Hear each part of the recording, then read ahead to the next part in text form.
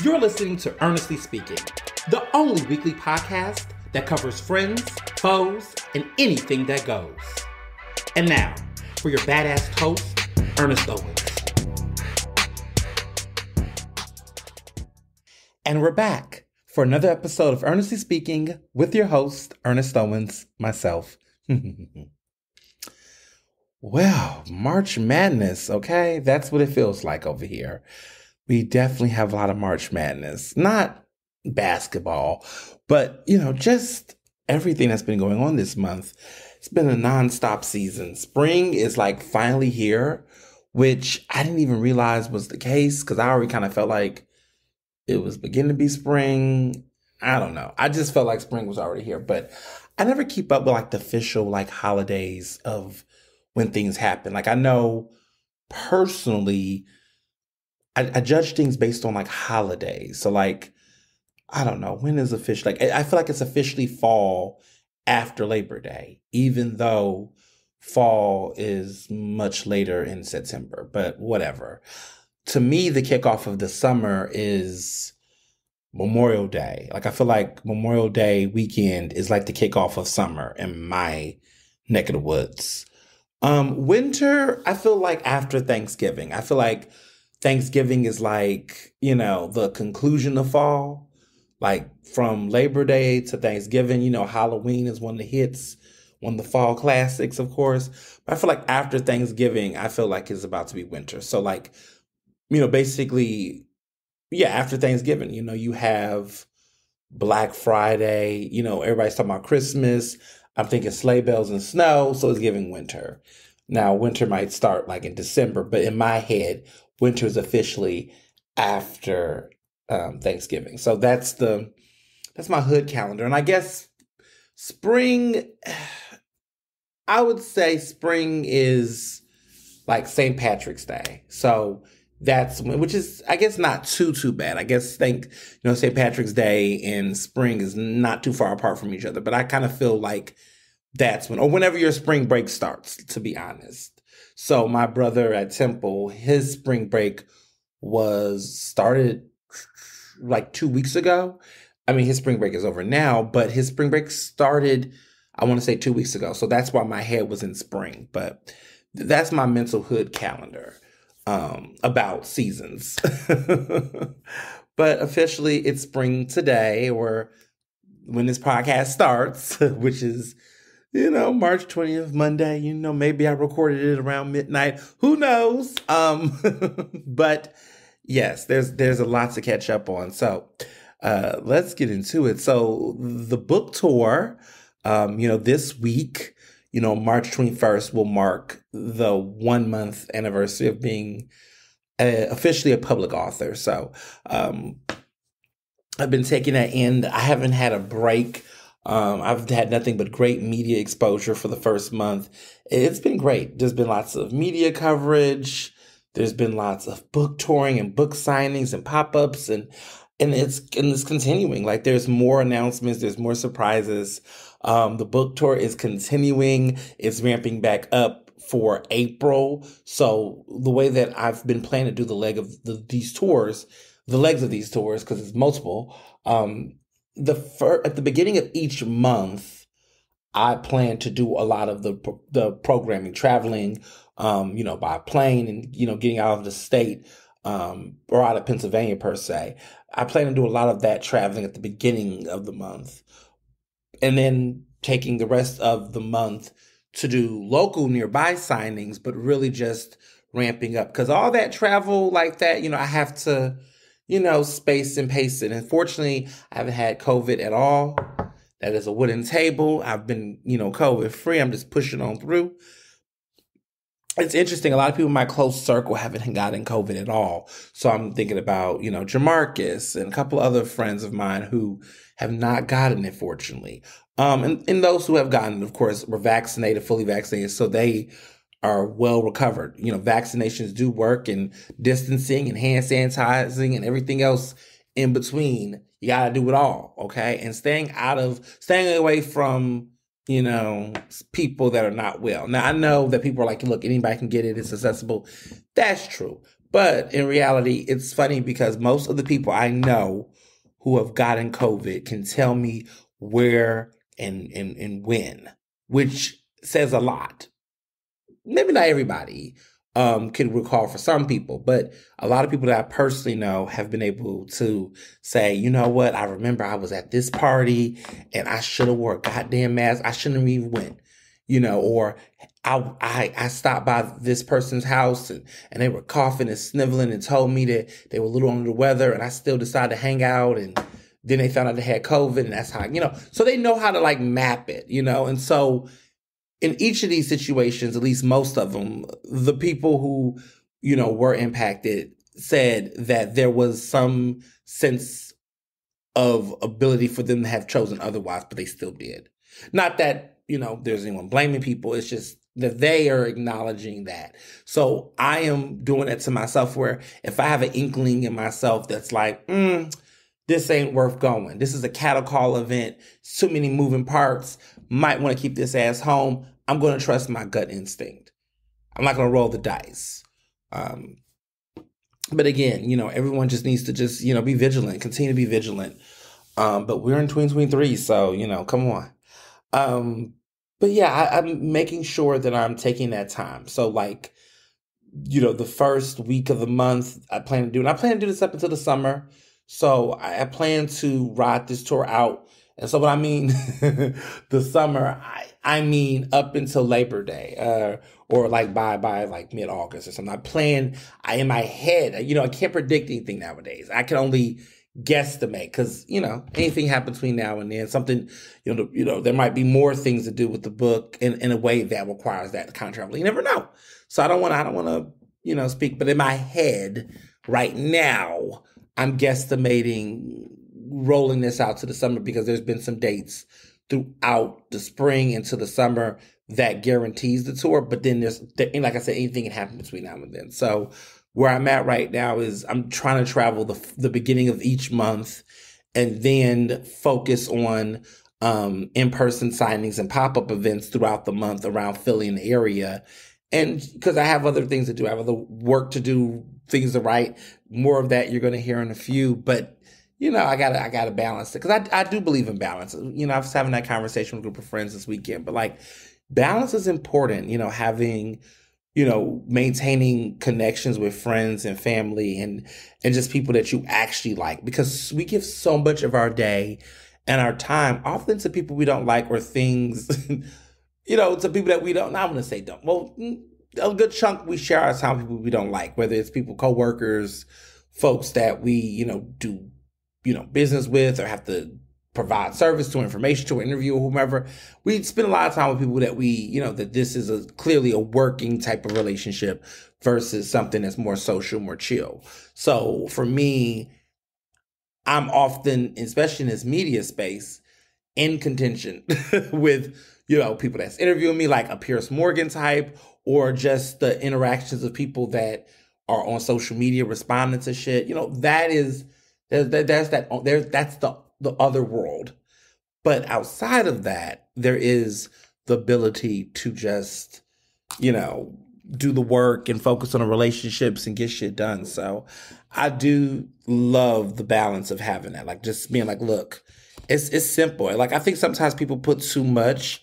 Sometimes it's just a nice dinner, a good brunch with friends that matters. A lot of people want to do road trips and and traveling to these beaches and things, and that's cool, I guess. But sometimes, like I said, it's nice just to have a moment where you could just hang out and just do your thing. Right now, I'm in love with these candles. So I've been, since it's, you could imagine the evening time, I have a eucalyptus mint candle that is so good.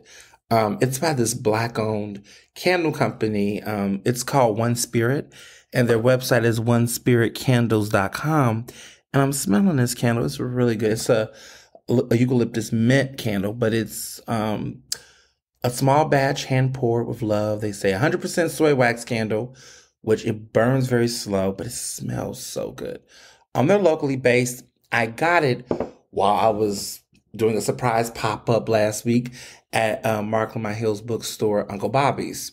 So to everyone who showed up in Germantown on last Monday morning, thank you so much. It was from like 11 to 1. That nice, little midday, early, like not midday, more early afternoon lunch traffic drive jam. People stopped by, got coffee, and got a copy of my book. Lots of surprise guests and people showed up.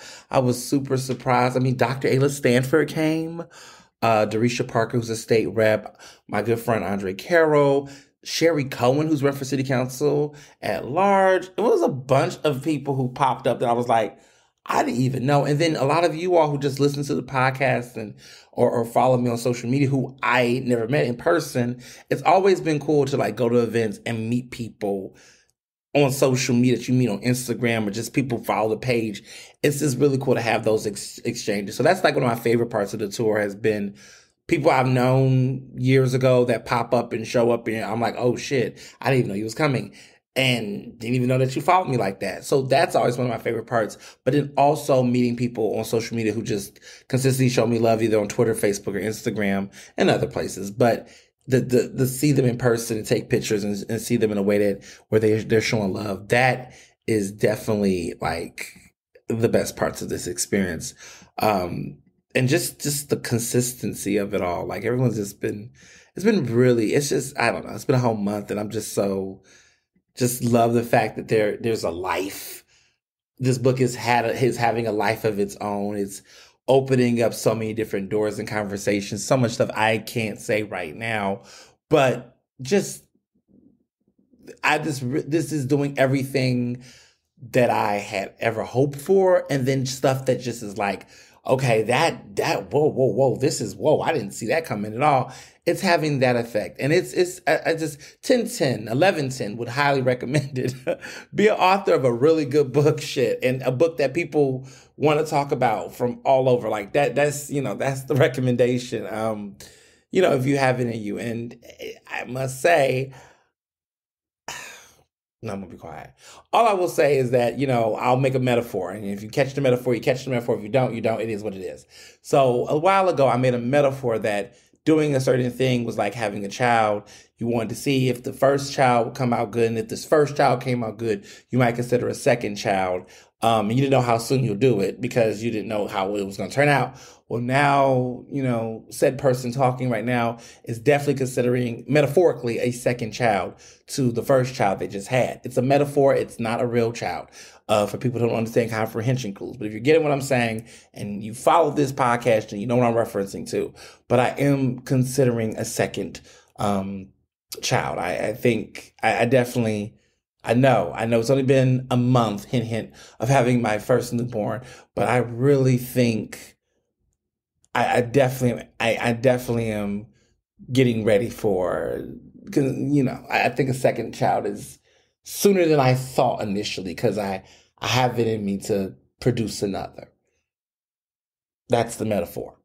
And I know what their name would be. I know what I would want them to be like and how I would like them to behave. Very much so. And after so many of you all who had been kind of talking to me, I was like, maybe I should do another one and have another baby, but I need to take some time. And I've been thinking and just reflecting, and I have a hunch on what I want to do, but we'll see, because it doesn't just take one person. It takes other factors to determine whether or not, you just can't bring a child on the road any kind of way. You got to make sure they're coming from a good home, that they are properly provided for. Because if those are not the things, then what I have, what I got doing having another child? See, this metaphor going somewhere, if you feel what I'm saying, but I'm just saying. So I'm thinking about it. It's definitely in my mind.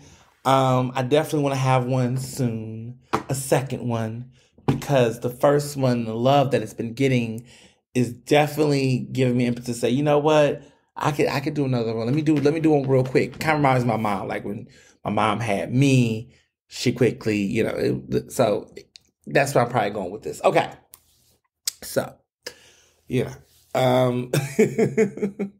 oh snap! But yeah, so the book experience has been great. making tons of media appearances and niche media places. Like I'm having fun. Like, so I was on the Griot episode I did with Natasha Alfred, which by the way, Natasha Alfred and I have known each other for years. In 2017, I won the NABJ Emerging Journalist of the Year Award. Yeah, it was that long ago. It was like 6 years ago. The National Association of Black Journalists. I won their Emerging Journalist of the Year Award in 2017. So it's going to be 6 years. Damn. So the following year, Natasha Alfred won, and she was at the Grill. She's still at the Grill now. She's got a promotion, and she makes appearances on CNN. And we were both like really cool with each other.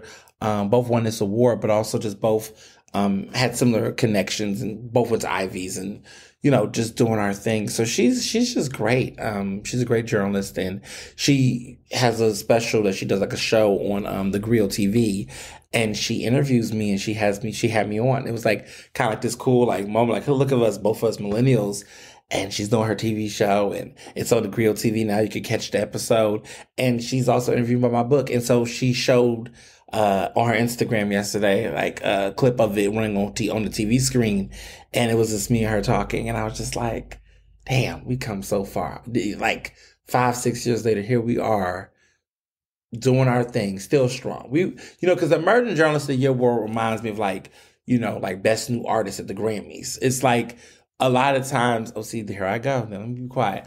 Like the Grammys, metaphorically, I'm just speaking in metaphors, is like, Best New Artist is like, some people who win that award continue to do great in their career. And then some people, that's like the bang and the boom. So some people I know will call it the emerging curse.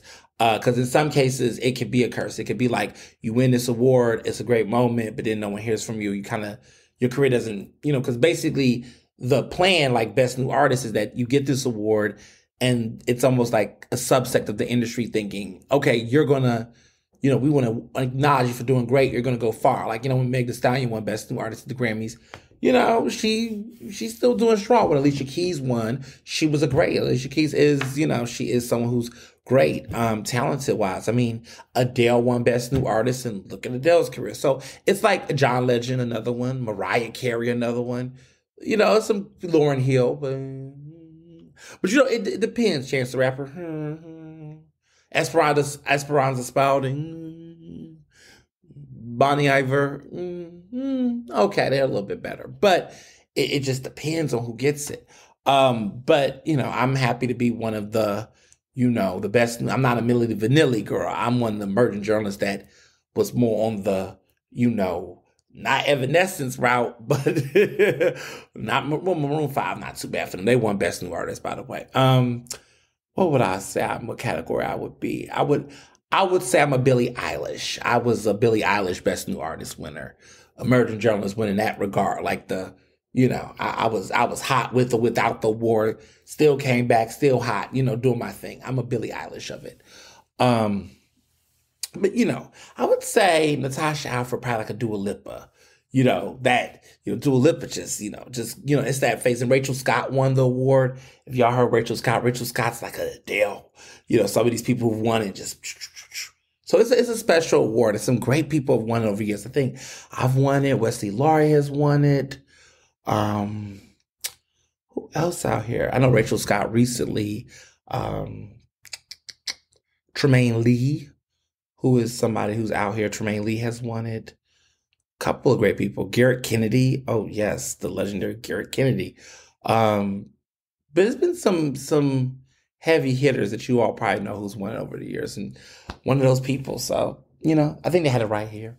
But yeah, it's overall, it's just been good. I'm all over the place today. It's been just so much going on. But yeah, book signing on Monday. Last Monday was great.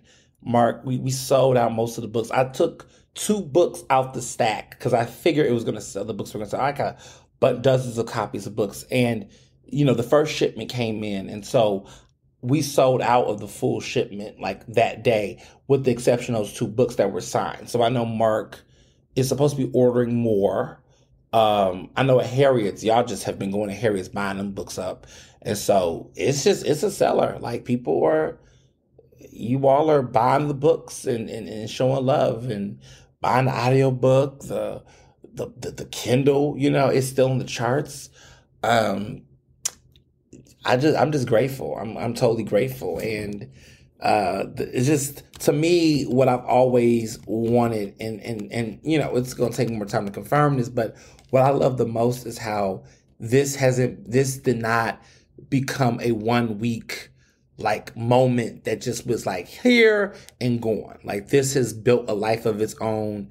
Like, the opportunities that I'm getting, it's taking a life on its own. And I'm thinking about some of the other things that's been going on in general, and it's just been so exciting. So I'm taking those opportunities to just relax and appreciate all the good things that are coming, and just encouraging people, and it's just showing up and showing out.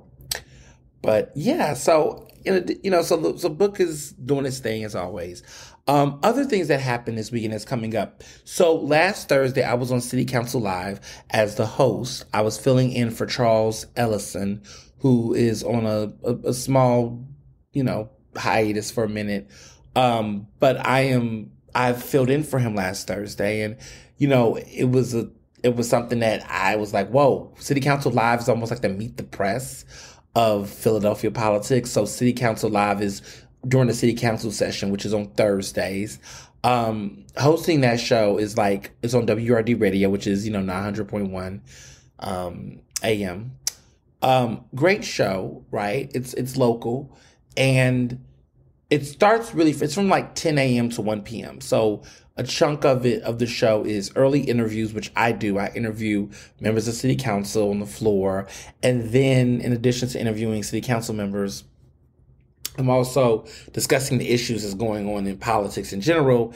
And then we do council live. So basically everyone in the room, it records live. So anybody on WRD can listen to the city council session via radio, which is in streaming too. So it's dope. You can listen on the website, go to WRD.com. Word Radio, you can find it online. WRD is the name of the radio station. You can listen to it live, either via streaming on the website, or you can listen to it on your radio if you're in Houston. I mean, not Houston, Philadelphia County. And then session, it ranges on when it's over. Sometimes it's over at 12 o'clock. Sometimes it's from 10:30 to 12. Sometimes council's, session starts late. Sometimes it starts early, not too early, but a lot of times it starts late or on time, or it stays longer depending on what the debate is in the conversation. So this week it was a nice warm up. They started pretty much at 8:30. It ended around noon, but I'm staying on air till 1. So I had a great interview with Darryl Clark, Council President Darryl Clark, where, let me just say, that interview was, it was good. I interviewed a lot of city council members. I interviewed Jim Harity. I interviewed Catherine Gilmore Richardson, Isaiah Thomas, Anthony Phillips, Kenyatta Johnson, which was interesting. But just good conversations. What I was getting at with last week's episode was that I was of that show, was that I was asking them that, there's going to be a new council president because Darryl Clark is not running for re-election in the 5th district. Some people are excited about that. I call it democracy. I mean, someone who's had a long, long, long time in city council, it would be nice to see another person get a chance. But we'll see how that's creating some problems in the 5th district over some things. But I asked him, who was he supporting for the 5th district? He is supporting his former chief of staff, which his name is Curtis Wilkerson. His other former staff who worked in legal was a guy named Jeffrey Young, who's a younger guy. And then it appears that a lot of Democrats in the 5th district, such as Malcolm Kenyatta, who's a state rep, State Senator Sharif Street, they're backing a woman named Isabella, Alicia, I think her name is Alicia, who works currently in Sharif Street's office. But everyone apparently wants her. She's the only woman running in the race, but apparently there's a constituency of people that want her as well.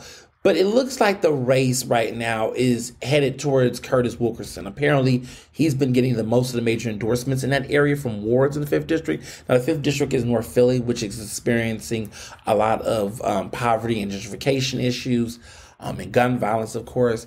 So it's interesting to see. Now, 4 years ago, there was speculation that State Rep Donna Bullock was in talks to basically position herself for it, but it seemed like that kind of fell under wraps or loop. Like there was a thought that, Daryl was going to retire then, which would open the door for her, but that didn't happen. So Philly politics can be full of people that make decisions, bake decisions, and then sometimes good people that could have ran don't run, and then sometimes people, it's just people's interest. But there's been a lot of things going on with that. I'll get more to that later in the podcast, but there's a lot of interesting things happening over there in the 5th District, a lot of these district races, actually. But yeah, I think, for starters, it's great. So the news I want to tell you all that has not gone public yet, but it's only here, I'm telling you all now, this podcast, I will be back doing the podcast for the rest of March, and we'll see what happens in April, if the host comes back. But for sure, this Thursday and next Thursday, the rest of March, I will be hosting City Council live at WRD 10 a.m. Your special guest, Ernest Owens, on WRD Radio. So I will be back this upcoming Thursday at 10 a.m. and next Thursday, and then we'll see what happens in the next weeks that come after that. But it's been an honor hosting that show. It's a big damn deal. They don't just let anybody host a show.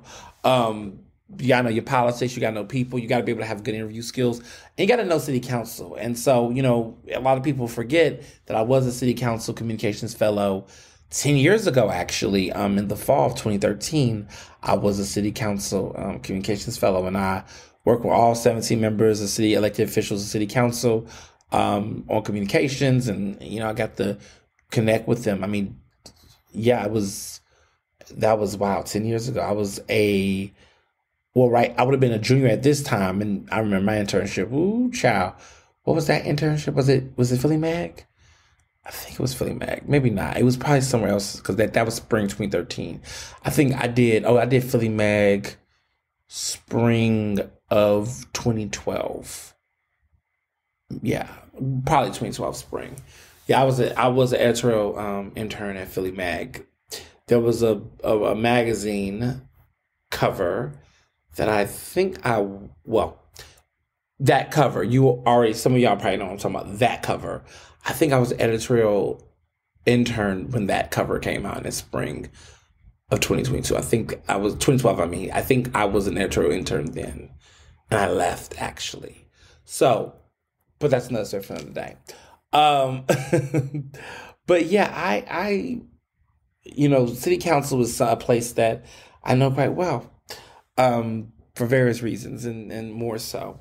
So last week, as you all know, I had launched a letter on behalf of the Philadelphia Association of Black Journalists, our board. It was a great group. And many members signed on to that petition. We got over 50 signatures from elected officials, nonprofit leaders, media, members of our organization, leadership from across various groups, the Free Press, the Philadelphia Community Access Media, of course, the Philadelphia Association of Black Journalists, the National Hispanic Journalists Association, the Asian American Journalists Association, all of these different groups that were connected to those Philadelphia local chapters, all signed on to this letter demanding the Philadelphia Inquirer better. I think one thing that really just was telling but also devastating was the fact that last week marked the 2-year anniversary of a deal that we made, the Philadelphia Association of Black Journalists, with the Philadelphia Inquirer. There was a DEI agreement that was made. And it's on the website. You can go check out our website, thepabj.org. But there was an agreement that was made that really was based on a situation that took place in 2020 during the racial uprisings. I don't know if many of you all remember, but the Inquirer had ran a headline called Buildings Matter Too. It was the most tone deaf thing I had heard in years, and basically was centered around the damage of property and how, buildings matter too. Like in a sense of like, oh, like trying to conflate Black Lives Matter, but into buildings, a conversation about buildings. Like, yeah, Black Lives Matter, but buildings matter too. Like, are you fucking serious? Like, you're comparing an animal object to lives, Black lives. It was tone deaf. It was horrible. And the executive editor at the time, Stan Wachowski, he left. He resigned. And then they since have had a new editor, a vice president of news, who's been in the position, who, received the PABJ Thumbs Down Award at our gala last year. But we came together at that time, that editor, the publisher of the Philadelphia Inquirer, and then the VP of DEI, who was their first VP of DEI, who was a nice Black man who was in this position at the time, carved out an idea, said, okay, here's some things we can find common ground on. So some of those things that we found common ground on, this was on March 15th, 2021, 2 years ago. We agreed on having a community advisory council that was not of Inquirer employees. It was meant to be a group of, people from the community, from different aspects of the community, a couple of people from community, local media, public education in schools, and different community groups and leadership that, are impacted by the type of problems that are at the Inquirer through coverage and representation, hiring practices, all of these different things. But would be groups of people that were not employees, because oftentimes when you put employees in these roles, their priority is being a spokesperson for the company, not actually being an individual that can share, real candid, vulnerable information. So there's a major difference there. So that was one thing we proposed. The second thing we proposed was to create, which we agreed on, these are things we had agreed on, was an apprenticeship program for a journalist, Black journalist, one Black journalist that would basically train them and basically acclimate them within the Philadelphia Inquirer company structure. So that could have been someone who wanted to be an editorial or wanted to go the advertising marketing route, but just somewhere through the industry, through the Inquirer, they would build these skills and this networking connections, get the training, get real experience, and potentially, once they finish that 1 year program, but that would have had supported funding, they would then could potentially get offered a full-time position and job at the Inquirer. So there was that on the table as well. And then lastly, the other plan was that there would be very consistent, persistent, scheduled check-ins and meetings between the PABJ executive board and the Inquirer, consistently to address any DEI efforts and things they were doing. So if they were doing projects in advance, we wouldn't dictate everything how it would play out, but we would take the time to, just kind of, listen and, give a little bit of feedback and just, get a heads up. Because a lot of times the Inquirer would just take on these big initiatives or make these big declarations, and it just was clear that they wasn't talking to any Black people about it, or at least Black people that were directly connected to it. So these were the things that we thought was necessary for PABJ and the Philadelphia Inquirer to have as a group.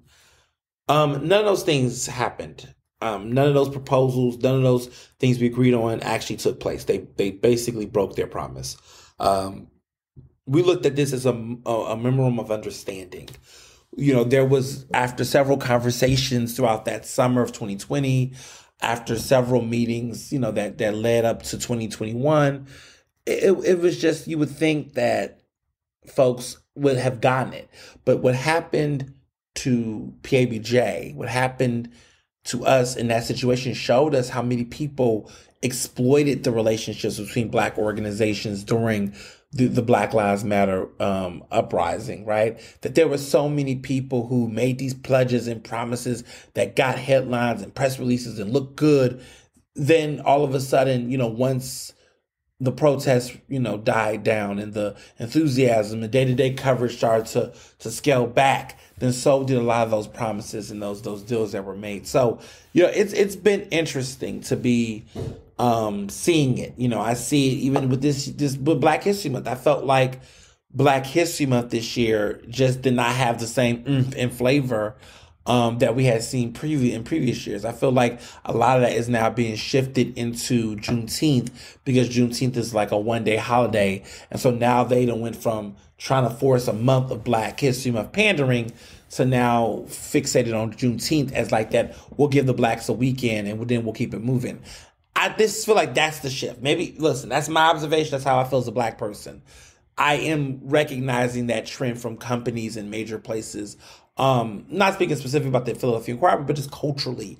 And a lot of that behavior is because what all of those things that was said during the racial uprisings, there has now been a new excuse to once again come back on DEI, talking about funding. And so the first things that often go is DEI programs and things about cultural competence, even though those type of ideals, in my opinion, just seem to be more about, this is essential to a business. You cannot tell me that you can successfully push a business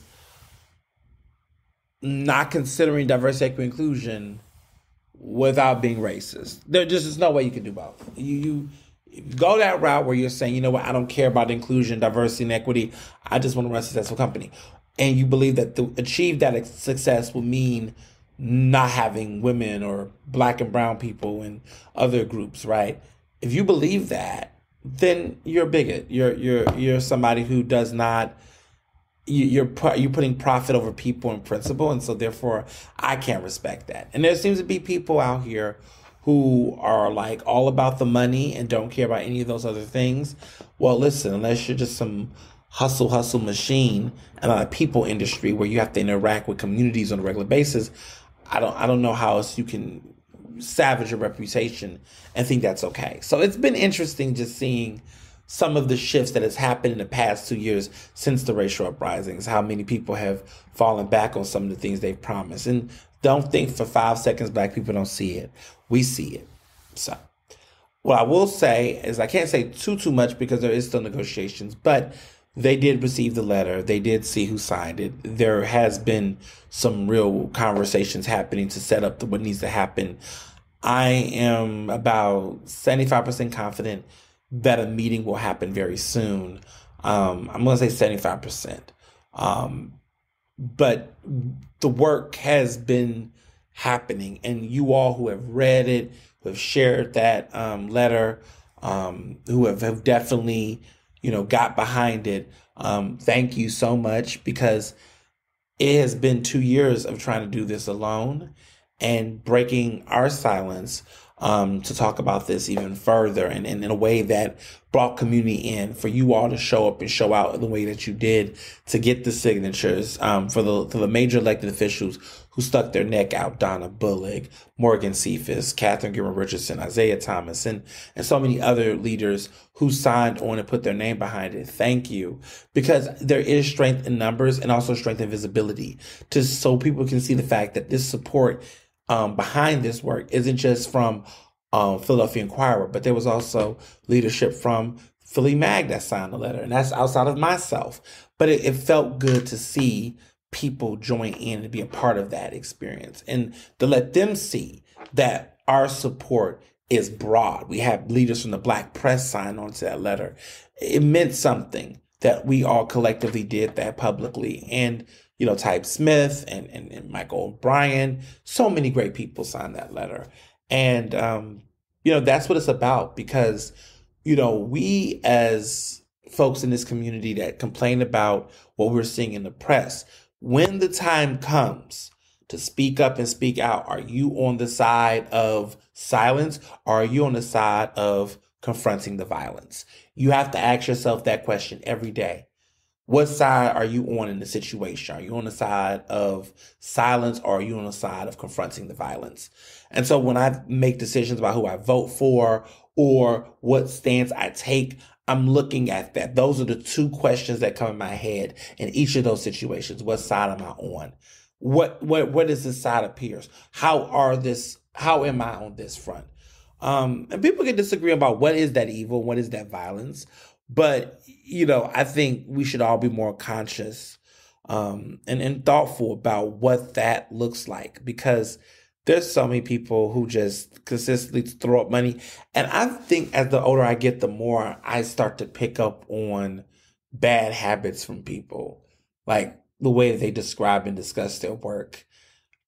I mean, by all means, getting paid is important, and the conversation will vary depending on age level and I think identity. But I also think though is that I think when people are younger, and I will say I define young as people under 35 or under 37, there's a way that I've noticed, like as I navigate relationships and professional relationships, people that are like under 35 or 40, I think 40 may be a little too older. I'm going to say like 37. I think 35. Okay. Anybody under 37, when I hear most of them talk about work or jobs, a lot of them have, they oftentimes talk about work in terms of money. It's either a conversation about money, for raises and lack of pay, or, having to pay off let loans and debt. Like, it's always centered around that, which I get, right? But when I have conversations with older people, I want to say people past 40 about money, if I hear them talking about it in the same way that I hear people that are younger or around my age talking about it, I'm kind of like, like, what I mean by this is that if everyone is talking about work, those people who are educated, because there is a difference. I think there has always been this classist notion of telling working class people, specifically working class people, oh, quit your job and do what you want to do. And people who say that don't often consider that survival, when you're in that rank and file in society, where you're trying to make ends meet, that survival drives why people work the jobs they work, like direct survival. Like, if I don't take this job, I don't know if I can get another job, right? Immediately. And so there's a different way that you can, I won't say force, or it's a different way that you can talk to certain people when it comes to that kind of work. So there's an exception there. But what I will say, though, is that for people who are much educated, are given certain connections and systems, I think once you get to a certain age where you are privileged with degrees, like, multiple degrees, and you have all these things, having the conversation solely about money alone is just, to me, boring. And I say that to say that I've been going to some networking events, a couple, not too many, and I'm seeing like these men who are like in their mid 40s, and they're not married, they don't have any kids. They oftentimes just consistently talk about how they make money, and that's just it. Like, it's, do you like what you do? Do you feel good? Oh, it's a circular conversation. I make a lot of money doing this job. I like this job because I make a lot of money doing it. I make a lot of money doing the job because I like the job. And so it's always centered around the money conversation. It's like, well, when you're in your 40s, it's like you got to find some value. And it doesn't seem like a lot of people are having that conversation about value at that level. And it's kind of sad, because even in journalism, there's people who, I went to an event recently, and it was conversation about journalism and careers. And there's people that oftentimes are trying to flex the journalism conversation like it's money. I'm sorry, but unless you are entrepreneurial journalist, and I mean like a journalist who have multiple jobs, have multiple projects, and trying to, then it's the conversation, unless you're like some major broadcast TV show anchor person, if you're trying to get in journalism to make money, like hustle, off the bat, you're in the wrong industry. I'm just keeping it 100. Like, I've come into money recently, right? Because of my book, because of certain, contracts I've gotten. But that has been like in the most recent years. When I first started off in my journalism career, it was humble beginnings, okay? 450 a month studio apartment. But I lived in Philly, so a 450 in Philly is not the same. Well, you can't even get a 450 in New York. What, you live in under what? I don't even know where you live in. I don't even think it's impossible. But in Philadelphia 9 years ago, it was possible to find a decent studio apartment for 450 a month in West Philadelphia. And that's what I did. For me, what people have to recognize with me was that I never came for money. But it wasn't a necessary situation where I was like, oh my goodness, I couldn't survive without anything. It was just a reality of, if I wanted to do the things that I particularly wanted to do, I had to get realistic about what that looked like. So I chose to be a journalist and understood, starting off in print journalism, that it wasn't that much money off the jump. But that was something I was passionate about doing.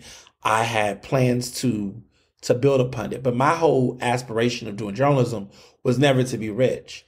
It was to do the storytelling, and it was what I was passionate about. And the things that I lacked at those times were I never thought about them as much because I was so in love with what I was doing. But that's being driven by passion. Now, to be clear, definitely did that only for about 2 years.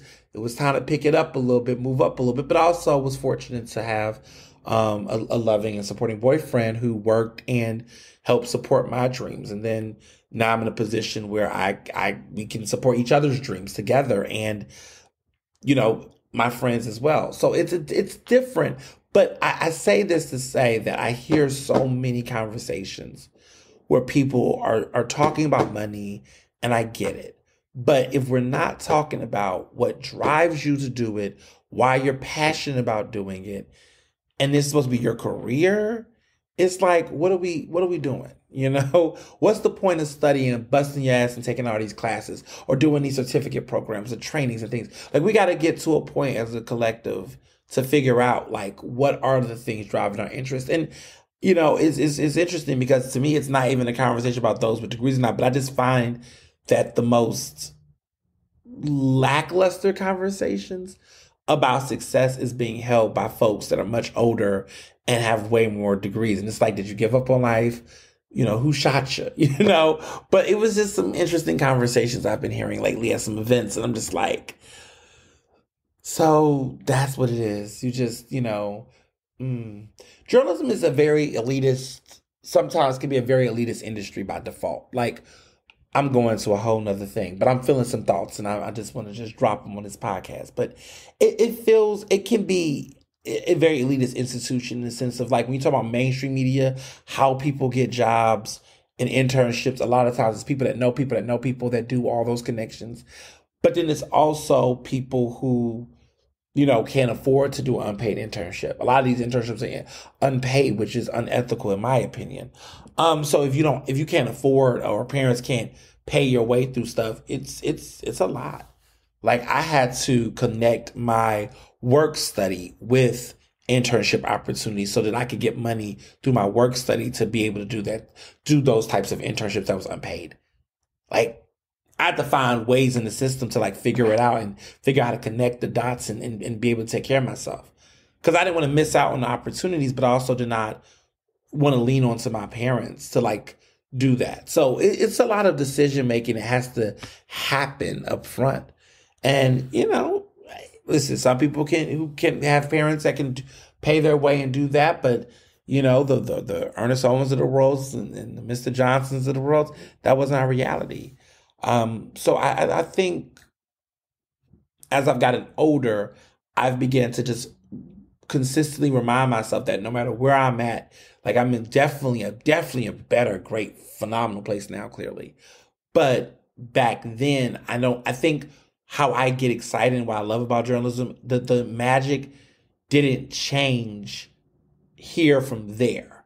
The excitement and enthusiasm to pursue this has been consistent. And so I say all that to say that if you're not finding the joy and the purpose in doing what you're doing, and you're thinking that getting more money is going to, build that confidence, I mean, it is a great feeling. I will say that when you can get in a place where, you paying the rent 4 months ahead. Like, it's great to be in a position where you're doing certain things and you're in a space like that. But regardless of that feeling, how I feel about the work, that's just, that's the difference here. There was something that was said at an event I was at in New York. I was in New York City for a small media conference of sorts, a little journalism convention, not convention, conference, like a summit. And I went, and there was a good thing one of my friends had said on a panel, just talking about why are a lot of journalists not necessarily, sharing their own work and talking about self-promotion. And, I guess people say I'm the king of self-promotion, but listen, as a Black gay man, as young, okay, who gonna support my work and represent my work better than me? Unless there's somebody that's working for me or working with me. Who's gonna do it? Who's gonna actually go out and promote this work and tell people how good the shit is? It doesn't happen like that for Black journalists in the business. It's very seldom. I'm one of the few at my level, in my particular space, that's not a TV girl, let me be very clear, that can get different people from across the country to share my articles naturally and support. But it is not a common thing. And anyone who's in a digital space, articles are determined by traffic, right? Your success and able to publish for certain publications and get public, it's a numbers game. So the reason why I've been able to be booked and busy and bothered is because essentially it's a numbers game. People showing up, being like, look, I'm going to support this, I'm going to support that. I saw the show, your article is the most read on this site. That's how it works. Like, people really pour into you and pour into what you do based on traffic. And that's for a lot of different things. But so when people talk about this self-promotion thing, I'm like, child, it ain't for my ego. It's for my, for me to thrive. It's really that simple for me. I think people get, I don't know. People are just so fucking overanalyze shit nowadays. I just feel like sometimes it just makes one thing. They say, oh, so I know you should promote your stuff a lot. Yeah, because one, it's good shit. And two, that's how I get paid. That's how I continue to do what I do. It's really that simple. It's not like I thought of this mechanism. No, I support and promote the work that I do to be able to, one, I'm proud of the work that I do, and I think it is important for people to consume it, but also that consumption is also part of my livelihood. So when I hear journalists say, I'm like, they say, they question whether they should promote their stuff. I'm like, do you want to eat? Do you actually want to eat? Because if you just got a bunch of food, you must be privileged somewhere. My friend Travell, they said, on the panel, they said that, I think they said, quote, if you don't, because a lot of y'all got shit y'all not proud of, or something along the lines of that. And I was like, yeah, some people don't feel like sharing their work because a lot of times they're not proud of the work. They're ashamed of it. In journalism, if there's people on Twitter that got big personalities on Twitter, but if you read some of the stuff they actually write, you're like, what? What is this? It's not really good content sometimes. And so their personalities are oftentimes outshining their work. Over here, where I'm at, the work is the product. I don't know. If y'all coming over here to see body and all that, this is not that page. This is not that place. I mean, that's not what I'm selling over here. And there's no shame to people that do. That's their prerogative. But over here, if I'm saying award-winning journalist, you're going to see journalism. If you're not seeing journalism, what we doing? You know what I'm saying? Am I throwing shots right now? I don't think listen, all I'm saying is what you say that you're doing and what people should be seeing should kind of align. Yes, there's other things I'm serving over here. Author, so you're going to see some stuff about the book. But this is what I'm doing right now. If you're not seeing that on my timeline, I don't know what to say. So yeah, I think this is really about that striking the balance and figuring it out and doing that. That's just where I'm at with it. But so St. Patrick's Day came and went, thank God. But I just want to say this, y'all. After this year, white people, Black, whatever, but specifically white people, because this is the experience I had recently. I was at an Acme going grocery shopping, a little quick little grocery shopping. I was just picking up a couple of things. Actually, it was more so for Mr. Johnson because he has this rigid list of frozen fruit. He's into making smoothies, y'all. And he got a particular type of brand of frozen fruit and the size and the ounces and what's on sale. It's a thing. But like we love a good sale. So there was like a particular amount in the bag. I think 12-ounce bags were like half off or buy one, get one free. But he had like a particular list of fruit that he wanted to get. So I made the runs because the dog works for herself. So she could just pop up whenever she wants and do what she want to do. Like I got my hair cut. First decision. I got these nails done. These are not the nails going on tour. These are the nails that are just, kind of like my little, rocking these to the end of the month. But these are cute. They're nice, cute silver. They got like a really, really nice shimmery pop. But anywho, went to this store, was grocery shopping. White man comes from behind me, y'all, pinches me like in a way that had me go, what the fuck? Like I was like confused. I was so shook, y'all. I was like, I was scared. I was fucking like, it was weird. And he's like, where's your green, man? When I tell you, it was a lot of emotions. I'm just going to leave it like that in my head. And he kind of just walked.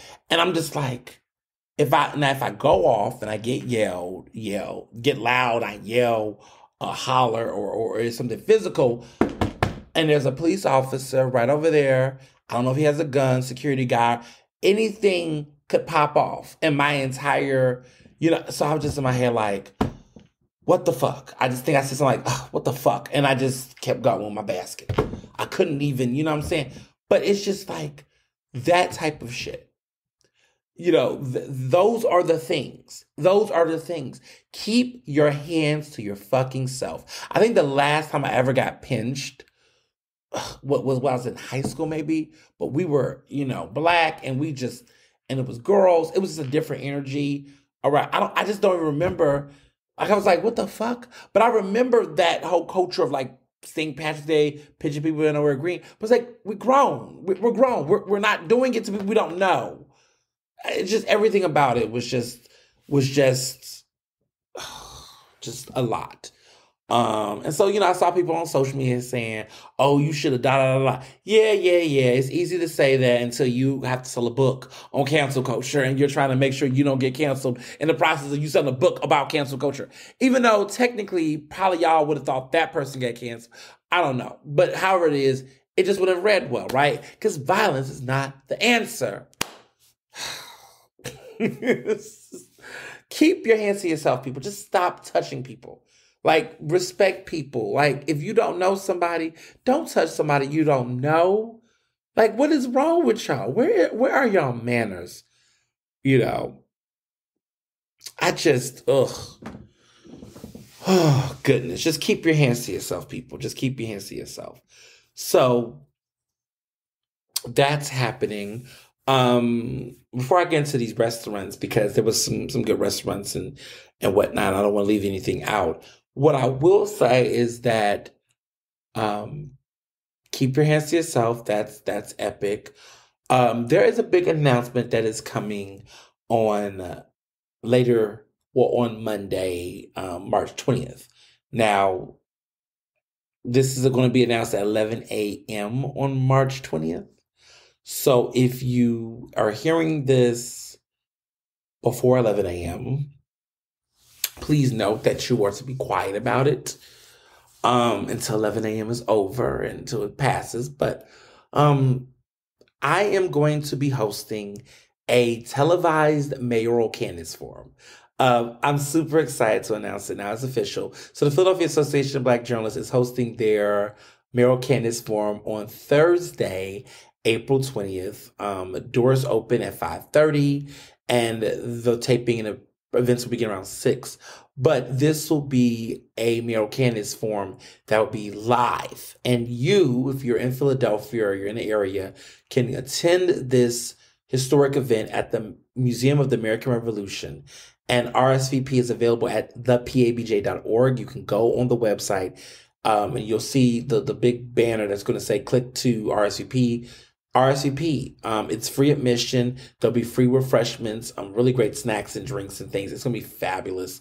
And there will also be, you can see the Black Founders Forum, Black Founders, I think it's the Fortum Family exhibition, which will be free for guests. So if you come at 5:30 on the dot, you will have access to that museum exhibition where you can take a little walk and mini tour before seating for the forum starts at 6 o'clock. So this is going to be a great event.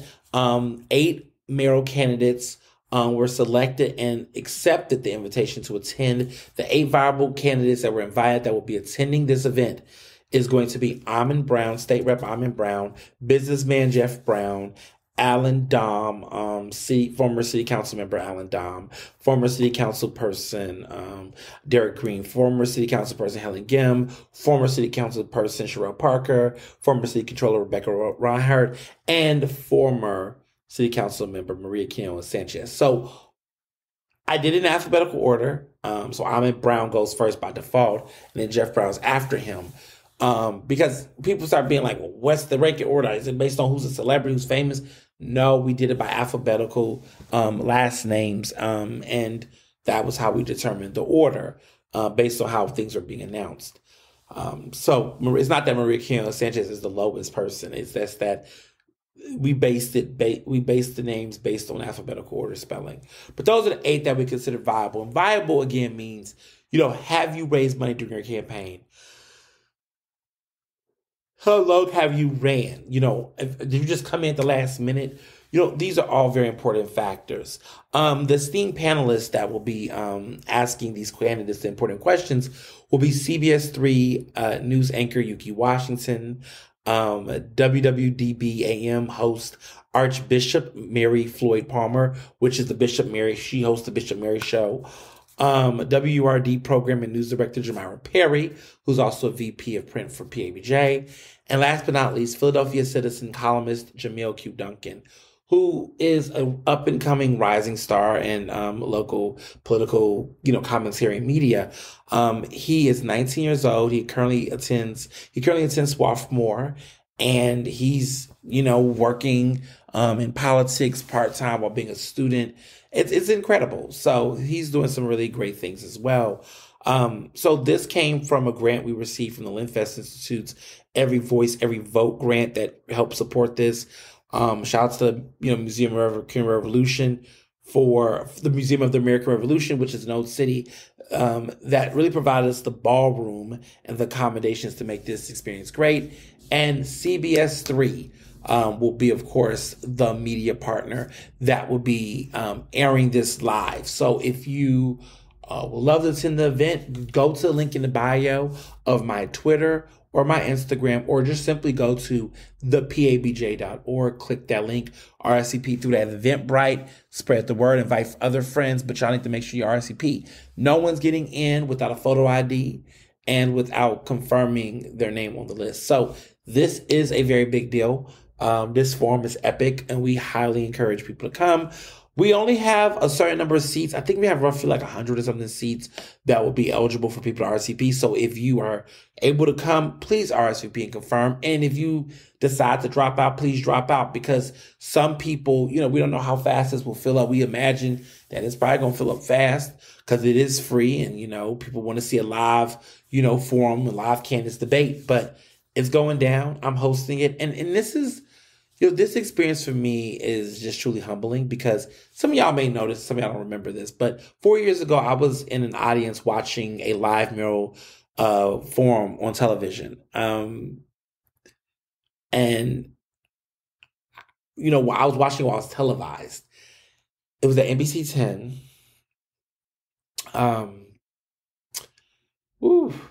I made facial expressions that were reactions. And I didn't know they were caught on camera. They were turned into viral GIFs that took storm on social media. So this is at NBC 10. NBC 10 had hosted the only televised mayoral candidates forum. And this was when it was Alan Buckovitz, Mayor Jim Kenney, and State Senator Anthony Harding Williams. So this was that debate, and I was in the background, and I was reacting to some of the things I was seeing, and it was taken off on social media. What I found out later, which I didn't know at the time, was that one of those cameras were not, managed properly, where the camera should have moved, and I guess it was stuck in one place or something like that. But whoever was a producer couldn't move the camera. If they would have moved that camera just slightly, then I wouldn't. Then first of all, my face wouldn't have been seen, which was ideal, but I would have been fine. But because there was a technical difficulty on their spot, my face was happening, and my phone was cut off because I couldn't look at my phone and read the messages because my phone was off. So it was just a lot going on. But it went viral. There was a GIF, and I was slated to go on NBC 10 with Conrad Benner. Fun fact. And we were supposed to do elections recap that weekend. NBC 10 was pissed off. They took me off the air. Some people had claimed I was banned from the Comcast Technology Center, which is the Comcast Technology Center was where they hosted it, because NBC 10 is in those headquarter buildings and Comcast is there and everything else, everyone else is there. But at the time, there was this narrative that I was banned from there. So your girl was canceled. And, it was some interesting people that was a part of that. And let me just say that a lot of the people that was a part of me at that time being banned from the Comcast Technology Center, allegedly, because I never got a formal letter, but that was the narrative that was said, because I wasn't allowed to also come. And then they wanted me to apologize. And it was some people who was really just the way they handled the situation. And I was like, what am I apologizing for? For being, for being a human, for having natural facial reactions, for my black facial, like, what am I apologizing for? I never understood it, and I was like, I wasn't going to apologize, because I just was trying to figure out what was I apologizing for. I didn't think the situation was that much of a blunder. If anything, it made the debate more interesting. It was a boring, dry ass debate. I never forget. I was in the live audience, and it was. I mean, there were moments, but it was like, structure-wise, the people that were asking the questions, they were just kind of flat, because they always have the same people moderate. And so when I produced this Mayoral Candace forum, I was very big on making sure that everyone who's on this panel hadn't done a bunch of other candidates forums. Like, this is their first candidates forum they're participating in this election cycle. And that was very important to me, because a lot of times there are like the same people doing these forums, and you can and some of these people are okay with being just like mediocre. Not naming names, not doing that. I'm just, the mediocrity in the industry, y'all. I'm just, but that being said, it was a great experience, to be able to put this together. I'm super excited. I'm like in my head, like, what am I gonna wear? Because I'm definitely going to wear a tie. See, I wear a tie when I want to. I don't like wearing a tie all the time, but there are times where I'm like, yeah, I want to wear a tie. Look at me feeling like a suited up top. No, I'm just saying, I don't know. I cannot wait to wear a tie for this event. But I have a couple of ties I keep up, a little stylish. So I'm definitely going to, look like a bag of money. But I'm excited. I'm super excited. I can't wait for y'all to come. If you can attend the event, take advantage, please do. But also, we're going to encourage people, don't be making noises. This is taped live. So, yeah, won't say that much. But I'm excited. I'm hype about it. CBS 3 is a dope TV station, locally. So it'll be fun to be on there and show up and show out. So I want to talk about this quickly. The weirdest thing happened, last week, and I've seen this. There is this thing called Thinify. I guess it's like an app or something. But how I found out about this, and I don't use it myself, but I want people to know like what I'm talking about, because I want to sound like I'm not making any sense. So there was somebody I knew had a photo gallery. They're not someone I'm like close to, so it's not like I'm talking about a friend here. But I saw a photo gallery. And when I was looking, it looked like one of the images was a screenshot. Oh, it's called Intelli Beauty. So it's called Intelli, Intelli Beauty. And so Intelli Beauty, that's what it's like. That's what it's called. So when I looked through the photo gallery, there was one image that looked like a screenshot, a screen grab. And it was an image of the person with another person, but it said that it was labeled Intelli Beauty, like it was on an app. And there was these options to do certain things to the photo. Like you can thinify it, so it was super thin. It was called Thinify, was what it was called. And then it was called Enlarge Eye. So you can do something to enlarge the eyes. But like there's things you could do in the photo to like give it almost like a cosmetic surgery. Like you can, and I know that for some people hearing me talk about this, they're like, duh, Ernest, you never heard this. Listen.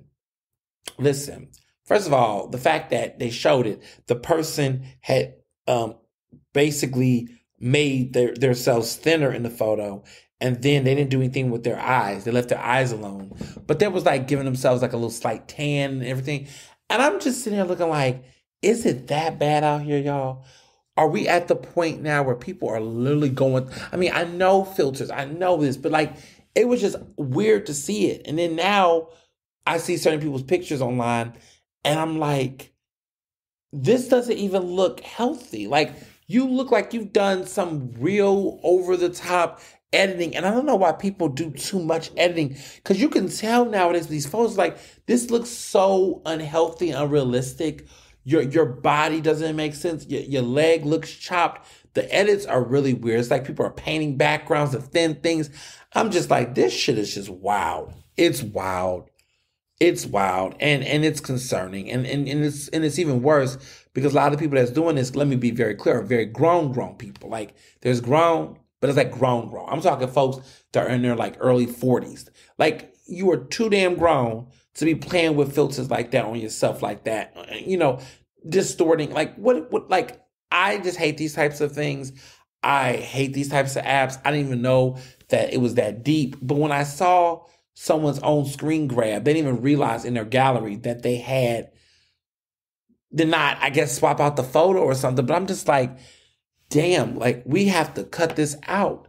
And these pictures are looking like, and you start to get to, I mean, you can see some of them. It's just like too much filter, too much whatever. I don't encourage it. I just want people to just be happy with themselves and be safe. So that's what I'll say on that.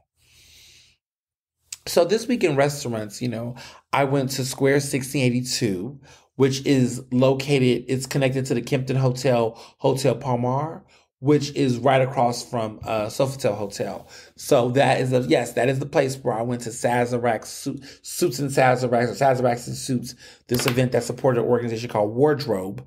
I went to that event last week, I believe the week before last week, actually.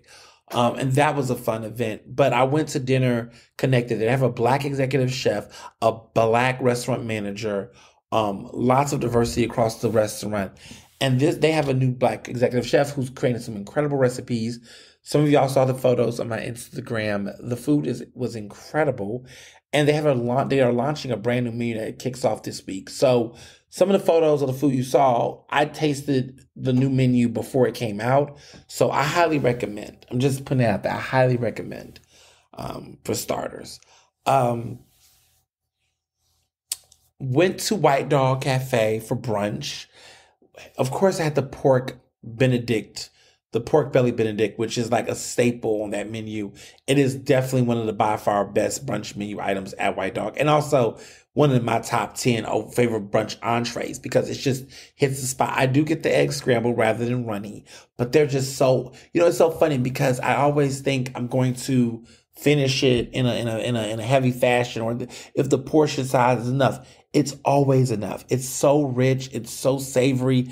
It just hits all the notes for me, and I'm always full. Like I can never be unfull with the food. I don't know what it is. And this time I didn't even do an appetizer. I just simply went for the main dish, and it was just fabulous. So I was there with, of course, Mr. Johnson and Joe and Amanda and Rwana, her best friend, and it's these two twins who were so cute, that were Rwana's friends. And it was like seven of us, and we just had brunch, and we were talking about life and catching up on some things and talking about what to do with useless friends. I mean, that's always a topic. What to do with useless friends. is always a topic I love to talk about at brunch. Joking, but no, it was good conversation, and I think it was more so my perspective. I'm not an op. I'm not going to out folks and what going on in their relationship. They first, but like I'm speaking about my relationships. Like when I think about what to do with useless friends, I had a useless friend. Well, we're no longer friends who had a birthday situation this past week. And they turned their birthday into a week, which was like a yikes. But everybody's different. Everybody's doing their own thing. I mean, I hope they're living a more honest life and being well and being best. Okay. Just saying. But useless friends are a thing. Other restaurant I went to, speaking with useful friends, Lip Brothers, we got together this month for our monthly happy hour gathering, but we did a special event. Restaurant Alexander, which I've been bragging about since the beginning of time. Well, they had a new program called they're doing a Sunday Supper Club. It is a Sunday every month. I don't know which Sunday of the month they're doing it, but they're always doing it one Sunday in a month. And they just had the first event this past Sunday. So we had dinner there. The theme was like R and beats, like rhythm and beats, like beats as in beats and beats as in beats. Get it? Rhythm and blues. So it was a beat themed menu. The main course was duck, which was incredible, but there was like a duck, there was like a beet salad, this beet pasta dish, then this really good dessert that had a beet type of, vibe and parade. It was a very great themed event. They had a beet themed cocktails, but I thought like, okay, when you have beets, I'm just going to be a little vulgar for 5 seconds. Your urine can turn reddish. And I had a traumatic experience where I had a bunch of beets. I had to drink a lot of beet cocktails and I was playing around with too many beets and my urine turned really red and pinkish. And I thought it was blood or something. I was getting a little scared. But it was just beets. And I read it online. And it was like, oh, if it's that color, it's because of beets. If you had a lot of beets or something, kind of like asparagus I hate that. That's why I'm so scared to eat asparagus. People are like, oh, I don't eat onions because onions make my breath stink, blah, blah, blah, blah, blah. Listen, it don't be the onions for me, y'all. It is the asparagus because I hate how it smells, but it tastes so damn good with a steak. And I've been trying to find alternatives that's going to give me that feeling that asparagus does with steak, but none can compare, y'all. I'm sorry. Like I was like, oh, maybe broccoli rabi or something, broccolini.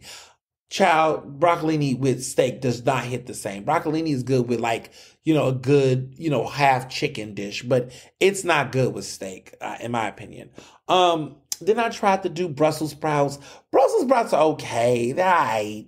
But, some people just don't know how to make them good enough, in my opinion. Like, sometimes I feel like it can be a little bit too crispy and I'm like missing the layered moistness. But, Brussels sprouts can be okay substitute. String beans, it's almost like a boring variation. I feel like string beans is really good with salmon. Like, it's a really good dish with salmon. And I think Brussels sprouts is oftentimes good with like a roast beef type of deal. So that's why I can tolerate it with steak, but not necessarily. It's like, to me, it's good with short rib. Like,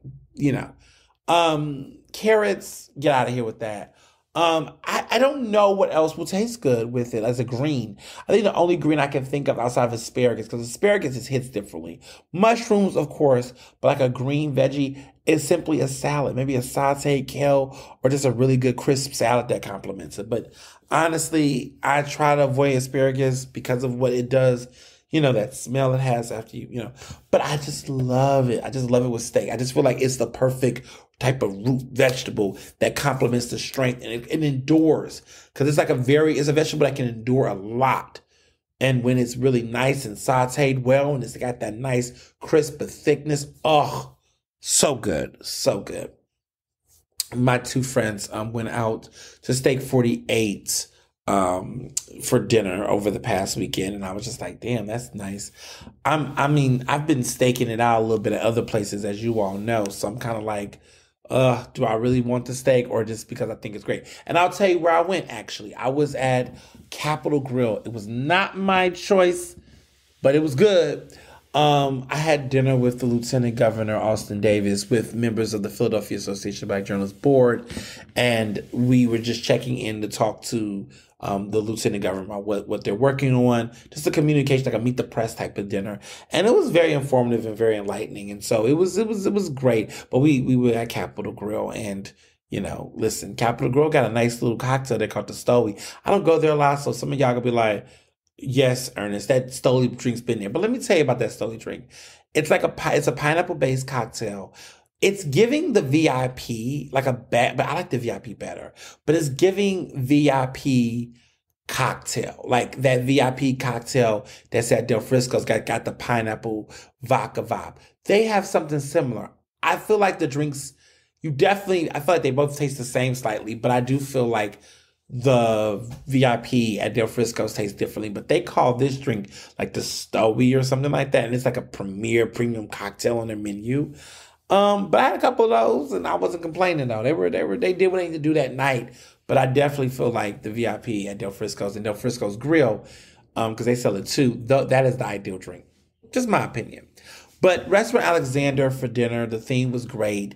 Met with, of course, the great chefs, Montana Houston, who is the executive chef, and then, of course, the executive sous chef is Jameer. And I was talking to both of them about like the themes, and they were like open to anything. And I was like, what would a menu with like canceled food items or dishes, like a theme on cancel culture, like if they were served at this place, like canceled things? I don't know. Just thinking out loud. But on to the things that's been happening outside of this world. So here's some of the hot stuff that's been going on, or not so good stuff that's going on. Look, Donald Trump, y'all, I think he's getting arrested tomorrow. I think he's getting arrested this week. I know there's been a lot of speculation about it, but let's be clear.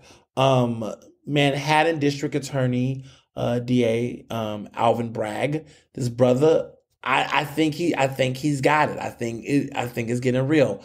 Trump is going down. And it's all because of Stormy Daniels, as it appears to be. So the situation seems to be that the prosecutors are looking into Trump.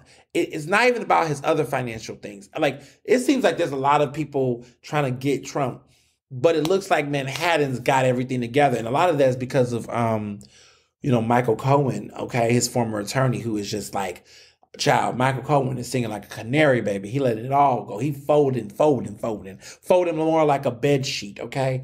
He is very determined to, take Trump down. He spent some time behind bars. He got debarred. He's disgraced former attorney, but he wants to come out and say everything. And he's alive to tell the tale. So, it's saying a lot. But Trump has even went on social media and said that, he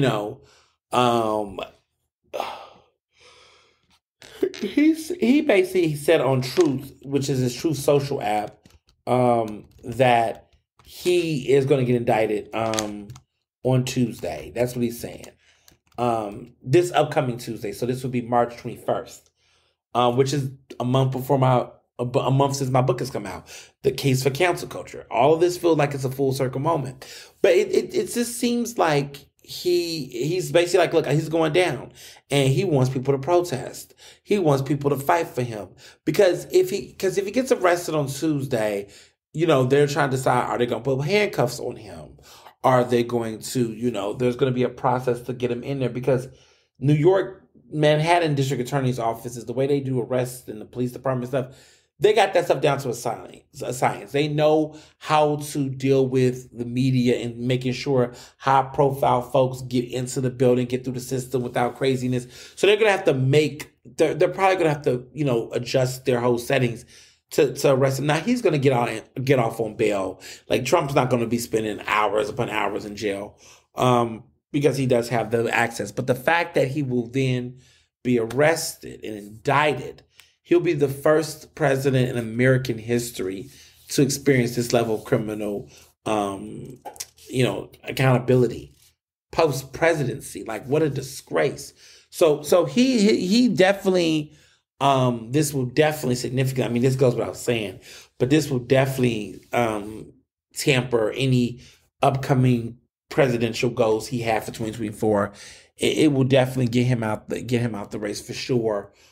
Even though there has been reports that Trump's lead amongst Republicans have a lot to do with voters of color that are converting over to him. So, I'm not trying to pay those polls too much attention. I think that sometimes they're not reading the numbers all the way there yet. They take one piece of the information and go, okay, well, this is how some people feel. But then some of this shit is like, well, I mean, to a certain extent, I mean, how many voters did you talk to? And I'm not thinking that black and brown people vote in a monolith, but how many black people are deviating away from Biden to go for him? I just think some of this is just a little bit overhyped. And I just think sometimes people get shocked that, oh my goodness, there's black people that support, Trump. It's like, well, yeah, every pocket of every race, there's some idiot that's going to support him.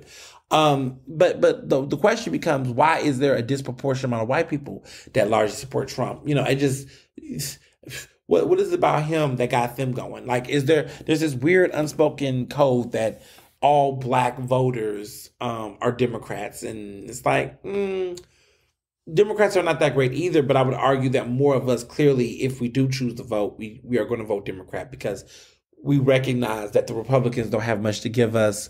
And just because you don't like Democrats don't mean you vote for Republican. You can also vote third party, or you can just choose not to vote at all if that's your option. I mean, why throw your vote out to somebody that you're trying to get to see your side when there's a group that do get to see your side, and maybe you could actually shame them into acknowledging that and moving forward. So I'm more so on that type of time when it comes to certain elected officials and things in office, is that there should be more amplification, accountability of those individuals up front rather than this behoeth, we have to be party loyalist type of people every 5 seconds. So, there's that. But, as far as Trump goes, I mean, clearly the people, Alvin Bragg is being looked at as somebody who might really get into him for something of a felony. Now, let me back up a little bit for those who don't know what happened.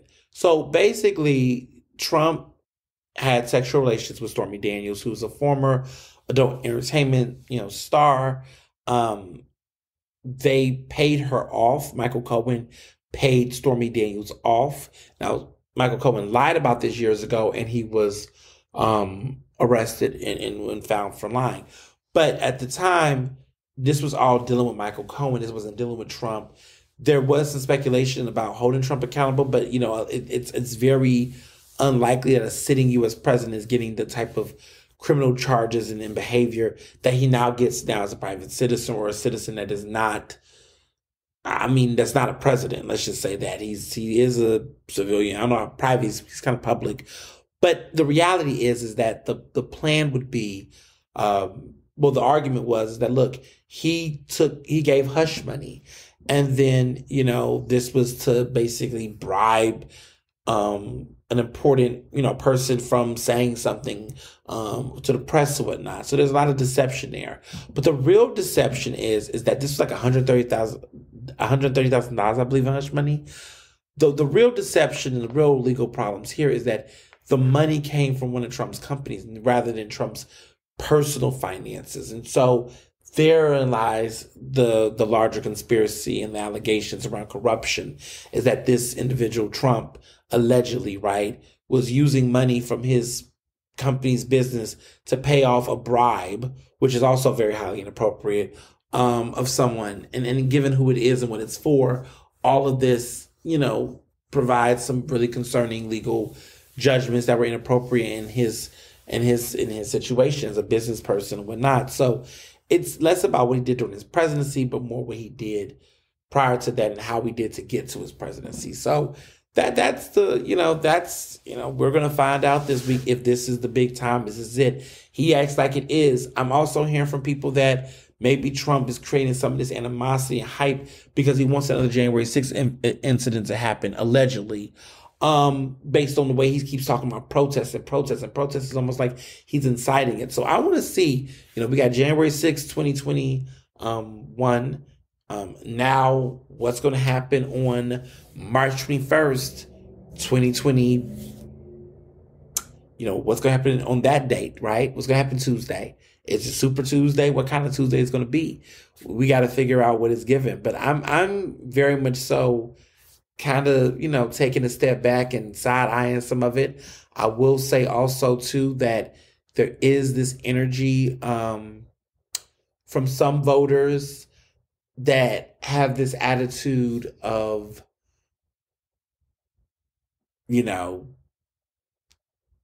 why are we not reading the signs? You see Kevin McCartney who McCarthy, I mean, who is, now the Speaker of the House. He's a Republican. The Republicans have the House majority.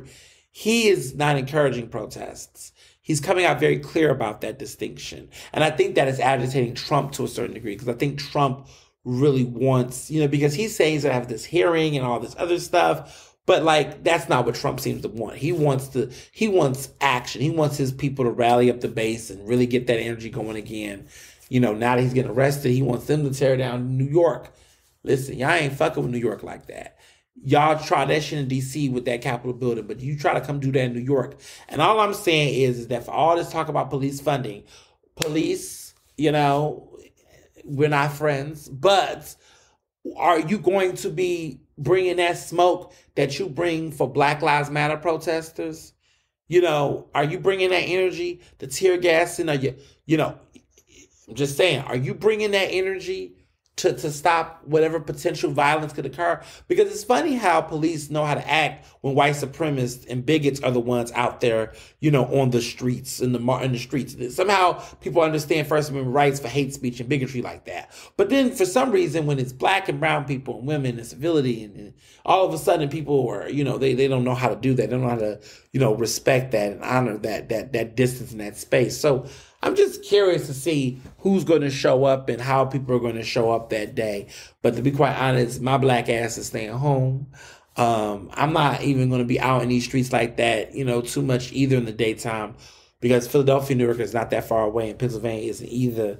So we'll see what happens on, March 21st. If tomorrow, the big Tuesday, whatever, we'll see. We'll see what it's giving. But, some people argue it could be a stunt because he has already created, and I'm referring to Trump, like maybe Trump is saying this to build actual money to fundraise for his slow campaign. He's already ran ads and little, promotions already, apparently trying to capitalize on this current moment. So we'll see if it pays off or pays out for him. But I'm just like, I do think something's coming, because there's just so much anxiousness over there in New York, and especially given his office. So we'll see.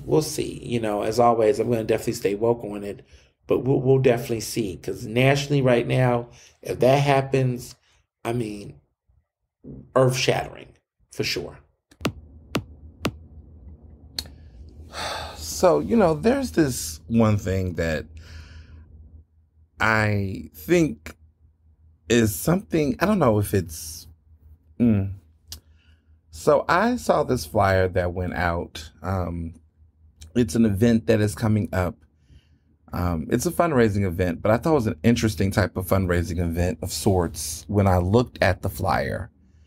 And my goodness, these events, these fundraisers, let me pull it up. I'm looking right here. I'm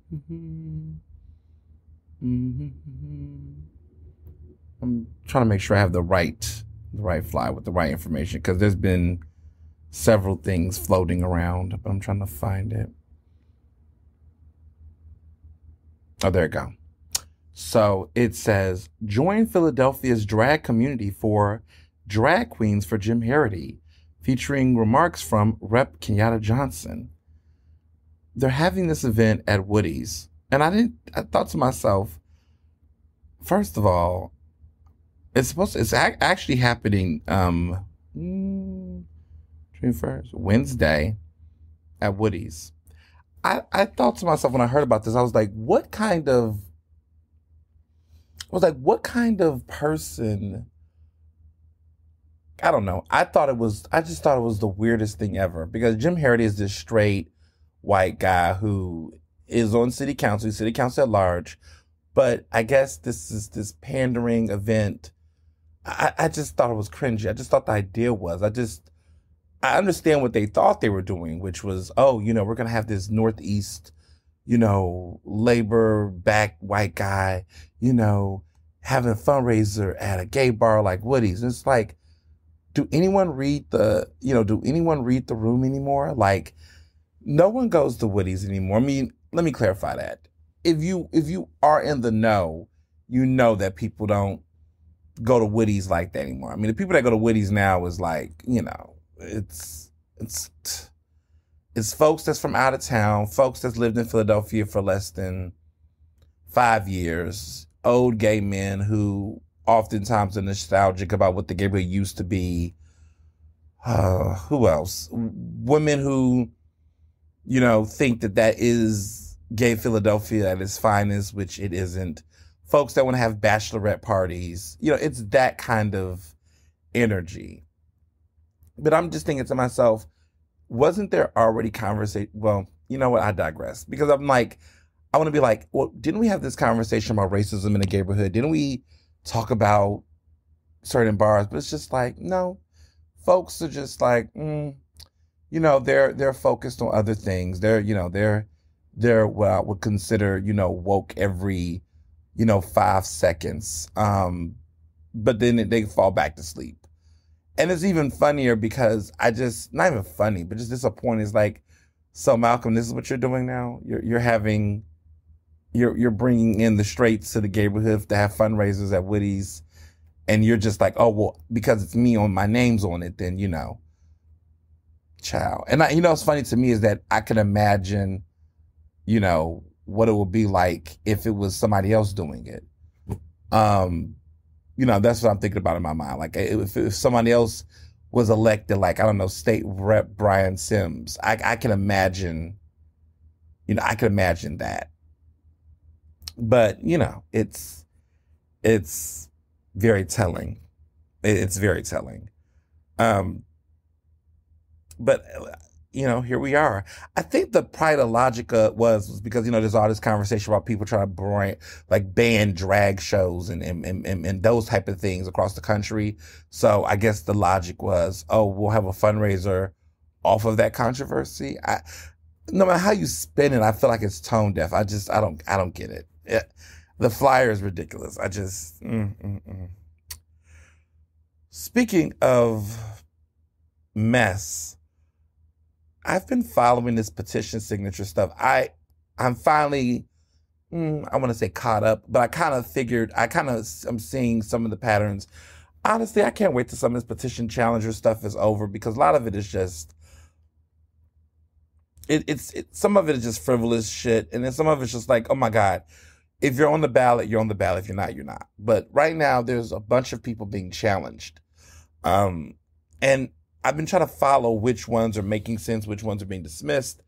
There's so much back and forth, but I'll tell you about at least two, because some of them are just city council at large people being challenged. It's like, well, we'll see if they're making a ballot or not. We'll find out I believe by Thursday, what's the final result. Meaning, okay, by Thursday, all of the hearings, all the challenges, all the petitions, all that stuff will be straightened out. And by Thursday, we'll know who's on the ballot, who's not, and what's the T. But the two big districts that I'm focused on right now is the 3rd district, which is in West Philadelphia, which is where I live, the councilmanic district, where Jamie Gauthier is currently the incumbent. So she's going against someone named Jabari Jones, who is running a race against her. That campaign has gotten really the wheels. At one point, it looked like there was something to look at. I mean, not that I never thought he would win, but I thought the race would be a little bit more interesting. What I'm hearing is that she's pretty much, the challenges against her has pretty much dropped at this point. It's now looking like it's all about him. There was a story that ran in the Inquirer about his signatures. It's looking like he's vulnerable and might lose. So we'll see how it's going to play out in the end. But it's looking like she's just probably going to be maybe unchallenged. Like she's not going to have a challenger, maybe. But it's looking like she's probably going to cruise her way through. But we'll see. Because I think the challenges against her has been dropped. I don't think she's still challenged, if I'm not mistaken. But it's looking like it's going to be just her. Not 100%, waiting to see how everything play out. But it's looking like she's going to be pretty much fine in the 3rd district. Now, the race that I really want to talk about is the 5th district. Now, this is the one that Darrell Clark, Council President Darrell Clark, has just left. He left this seat. He's retiring. But there's been some drama because all of the major players who I talked about earlier, Alicia, who is the uh, not chairperson, the staffer for State Senator Sharif Street.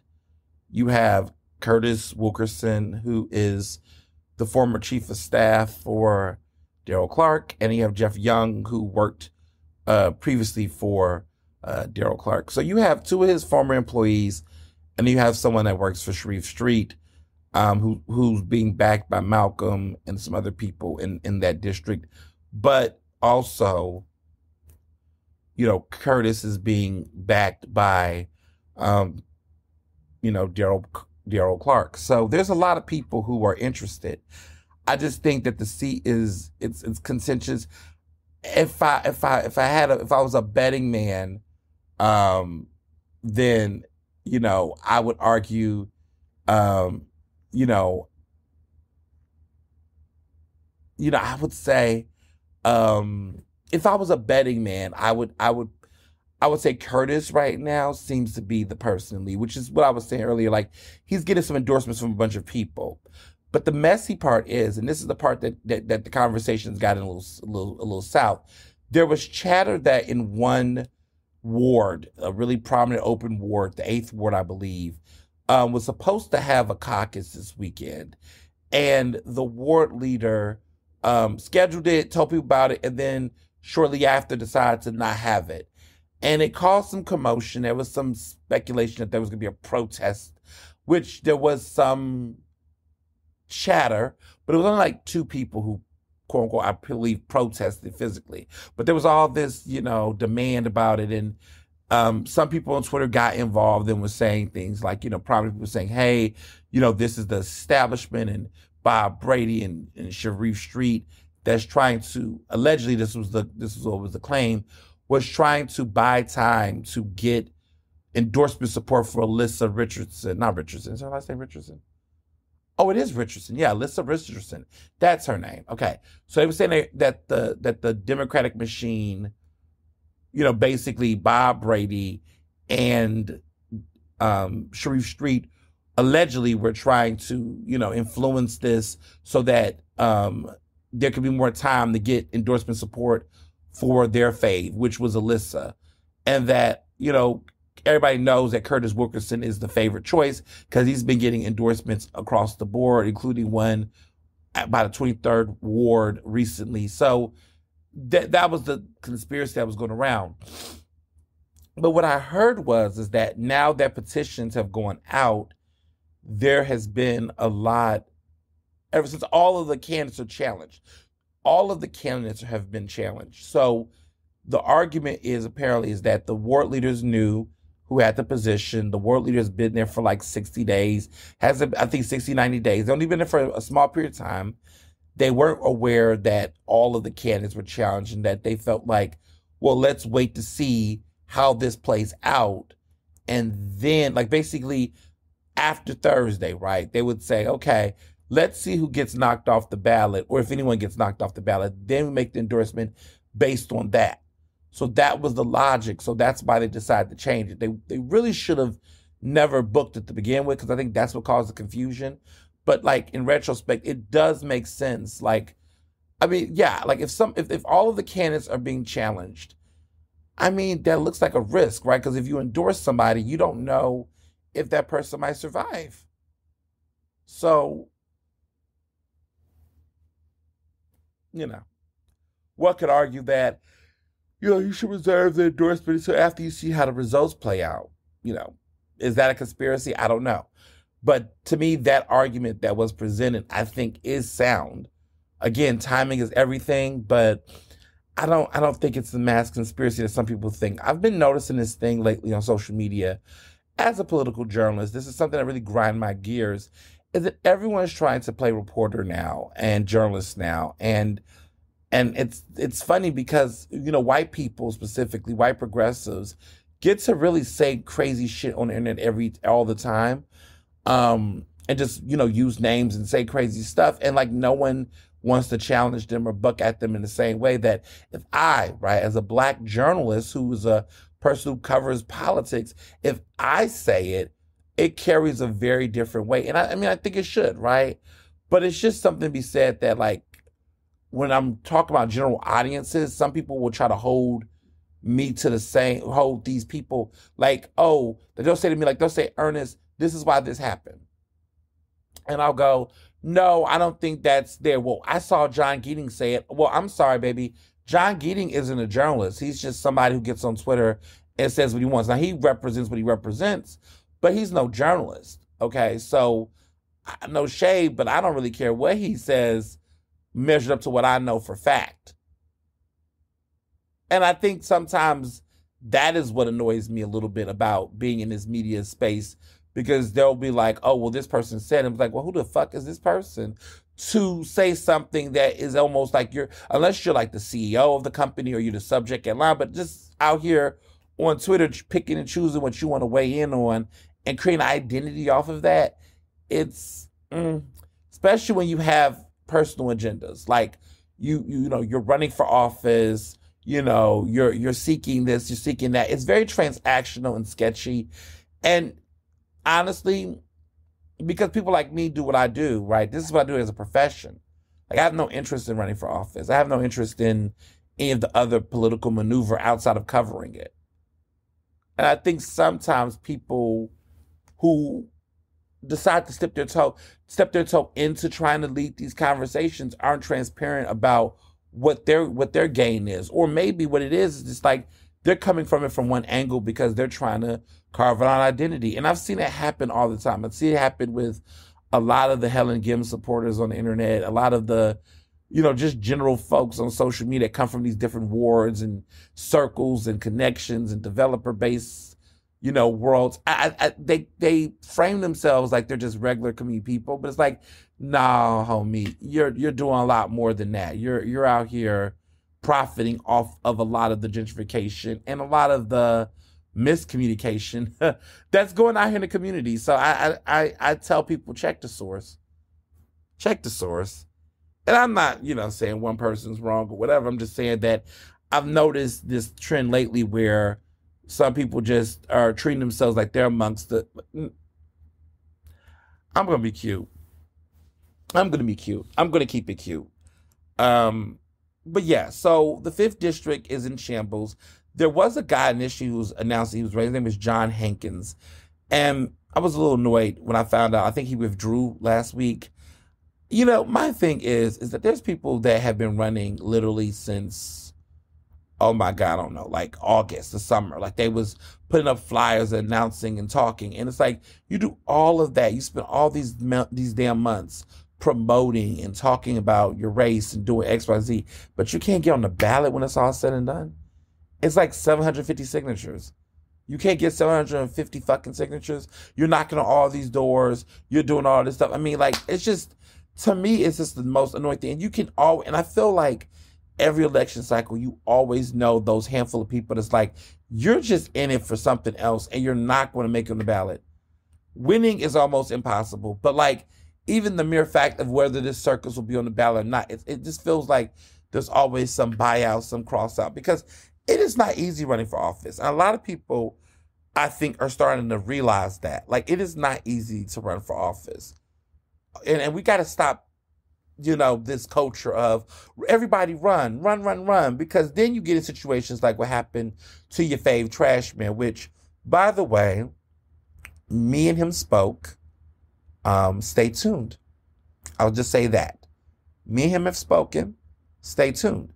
I think some of you all may have told him about my podcast episode last week and, you know, my tweets about what was going on last week when that story came out in the Philadelphia Inquirer. So I'll just say that we had a conversation. I think a really good conversation. I don't listen. I don't ever, you know, whatever I say publicly, I'll say to people directly. It wasn't on that type of time. Let me just clarify. It wasn't contentious like that or anything, but it was a good conversation, and they was very open, and, you know, they understood where I was coming from, and they felt, they got it. Yeah. I'll be quiet for now, but you'll know more about that conversation later. I'll say that much. Not on this podcast, but somewhere else. I'll say that much. So what I will say, wrapping about the 5th District, that is interesting. When I spoke to Daryl Clark said he endorsed Curtis Wilkerson. What I'm hearing from people is when because I know this question was lingering, everyone's asking, why are all of them being challenged? Or why does it seem like all of them are being challenged or whatever? Part of the problem is that there are people that are blaming Daryl Clark slightly. Daryl Clark, so petition signatures went out officially February 14th. There's only a small window of time that candidates have before they announce. It appears as though he announced his retirement days after petitions went public. So initially, a lot of people did not, collect signatures because it appeared that they were waiting to see whether Daryl was going to retire or not retire, because there's always been this thing where he does this swan song of like, oh, I don't know what my final decision is. And this time, in the middle of petition signatures, he decides to retire in the middle of the drama of it all. So he didn't do it in a fashion that people would argue is a timely fashion to which he would do so respectfully before petition signatures. Because normally, if anybody who's going to drop out or whatever, you're supposed to do it before petitions collections, because, then you can know what the slate is. There were some candidates who did not want to jump in a race where the incumbent was running, someone, especially of his stature, because a lot of those people have respect for him. So his past employees, right, his former employees, none of them, I think, like Wilkerson clearly and Jeff Young, I don't think any of them were going to be in their heads like, I'm going to go against my former boss or whatever, or take him on. Like, I think their mindsets were they wanted to see how it was going to play out before they jumped in. There had been a speculation for the entire year that Daryl Clark was going to retire. But this also happened in 2019, and it had bad implications then when he didn't do it, because there were some people, I think, like Donna Bullock, who at that time was speculated. I don't even want to say speculate, because the shit was known for a fact. There was interest from Donna Bullock to potentially be in that seat. But then Daryl did not retire. So then everything went back to as it was. But that same situation was here, but this time he decides in the middle petition signatures that he wanted to. A lot of people think that was why it was reckless. A lot of people thought it was inconsiderate. But he says that he was genuinely thinking about it. And he really came to the conclusion in the middle like that. I mean, maybe that's true. I mean, I don't know why he would deliberately announce in the middle. I don't think he wanted to create chaos. It appears that everybody, including Curtis Wilkerson, none of his people actually knew that he was going to retire. They all decided to jump in once he decided he was going to retire. But it was in the middle of the petition, so they missed days to collect signatures. So now there's arguments that because of that those days missing, there is speculation on signatures because, let's say if you got to get 750 signatures, you don't supposed to just get 750 signatures, right? Because if someone's trying to knock you off the ballot, if they claim that, let's say, 20 of your signatures are not legible and they're fake or whatever, and the judge believes it, the judge can knock those 20 off, and then you down to 130, so therefore you're disqualified. So you're supposed to get arguably, I don't know, I would get 3 times the number. So if they told me, Ernest, you need to have 750, I would shoot for 3,000. But that's just me. Because if you show up with 3,000 or maybe 2,500, whatever, if you show up with that many, it's going to take a lot to knock off that many damn signatures to make it less than 750. But if you come in at the table with 760 or 770 and you got a tight race where someone wants to challenge you, they'll challenge it. So that's what's happening here with Curtis and Alyssa and Jeffrey. They all challenge it because their signature count is not that superior. So it's creating, but a lot of that is because they didn't have as much time. Because you have to, the moment you get your petitions on that February 14th, a lot of people start hitting them grocery stores ASAP, right? They got teams collecting signatures. But in this situation, it just seemed like everybody was kind of like, doing what they can. Plus, it's in a district race. So that everybody who get the signatures, they have to live in your district. Citywide races require 1,000, but you can go to every hood in the neighborhood in Philadelphia County for the most part.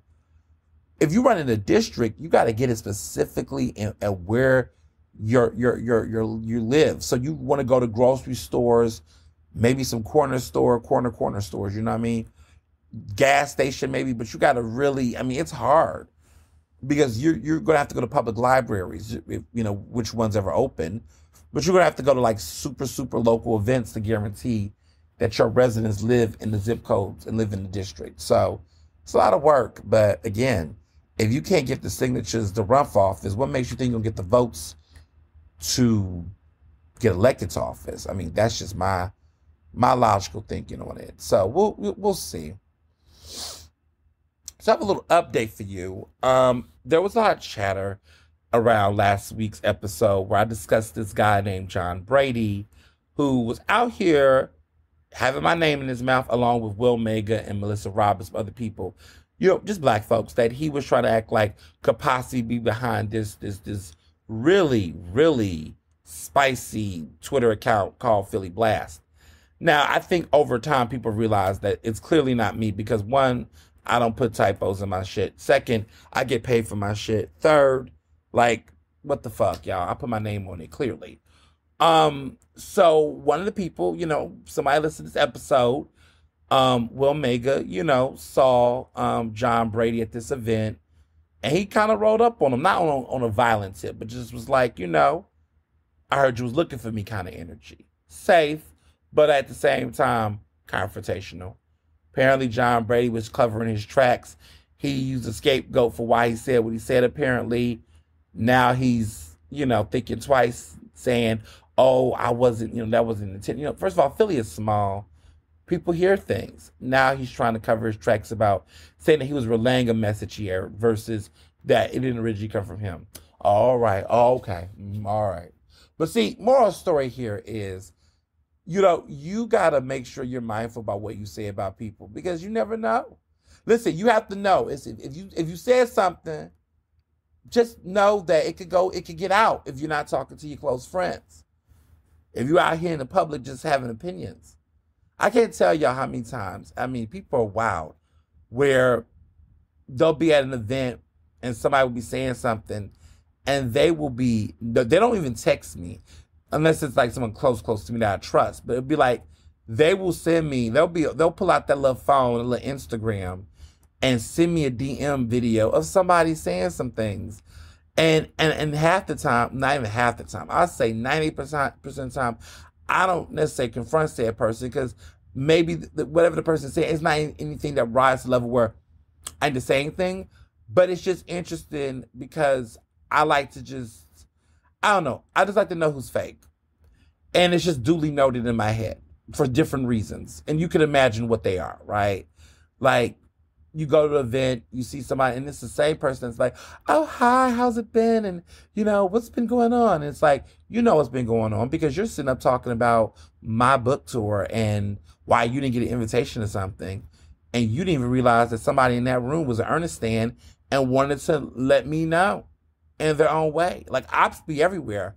And I don't even be having ops like that. Like, I don't even be sending people out to do anything like that. People just, I think, genuinely care about me so much that they make it a point to keep me abreast of whatever is going on and what's happening. And sometimes they confront people and have full-ass arguments. I've heard about those things too, right? And there's some people that's like, I'm just here to carry the information because I think it's more important for me to relay this important information than to chime in either way. We take it all over here at Ernestly Speaking. But I will tell you that it is interesting. It's never a surprise. And then a lot of times I don't say anything publicly. I'll just be like, But all I will say is you will note that some people that I used to be friends with, I'm not friends with anymore. And it's not that many people. I won't name names, but I would just say that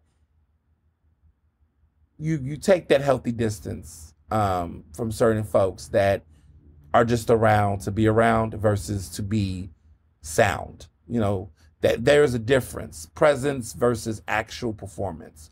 Are people just around, or how are they performing? That's how I assess a good friendship or any relationship, to be honest. Like, sometimes in life, you're with people based on seniority. Like, it's like we've been together for a long time because we've known each other for a long time. It's like, okay, you can keep using seniority, but if the person's not serving you, or y'all not in a position where it feels natural or real, sometimes you just gotta let it go, because that's how it is. And so I've been thinking about relationships lately that I've let go of in different ways, and it's not, and sometimes it just naturally falls apart because two people just know, and then sometimes, maybe you have to have a conversation. But I've realized that one time I had a conversation with somebody I'm no longer friends with now.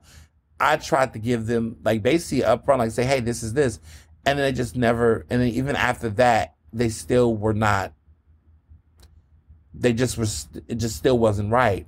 And so the relationship ended up just naturally separating within itself. And it's like, well, then damn, I shouldn't even have the conversation. I should just trusted my instinct and just gut it. So I don't know. I think it's different ways to depart from relationships and friendships. But whatever you do, just make it a point. Just make it happen.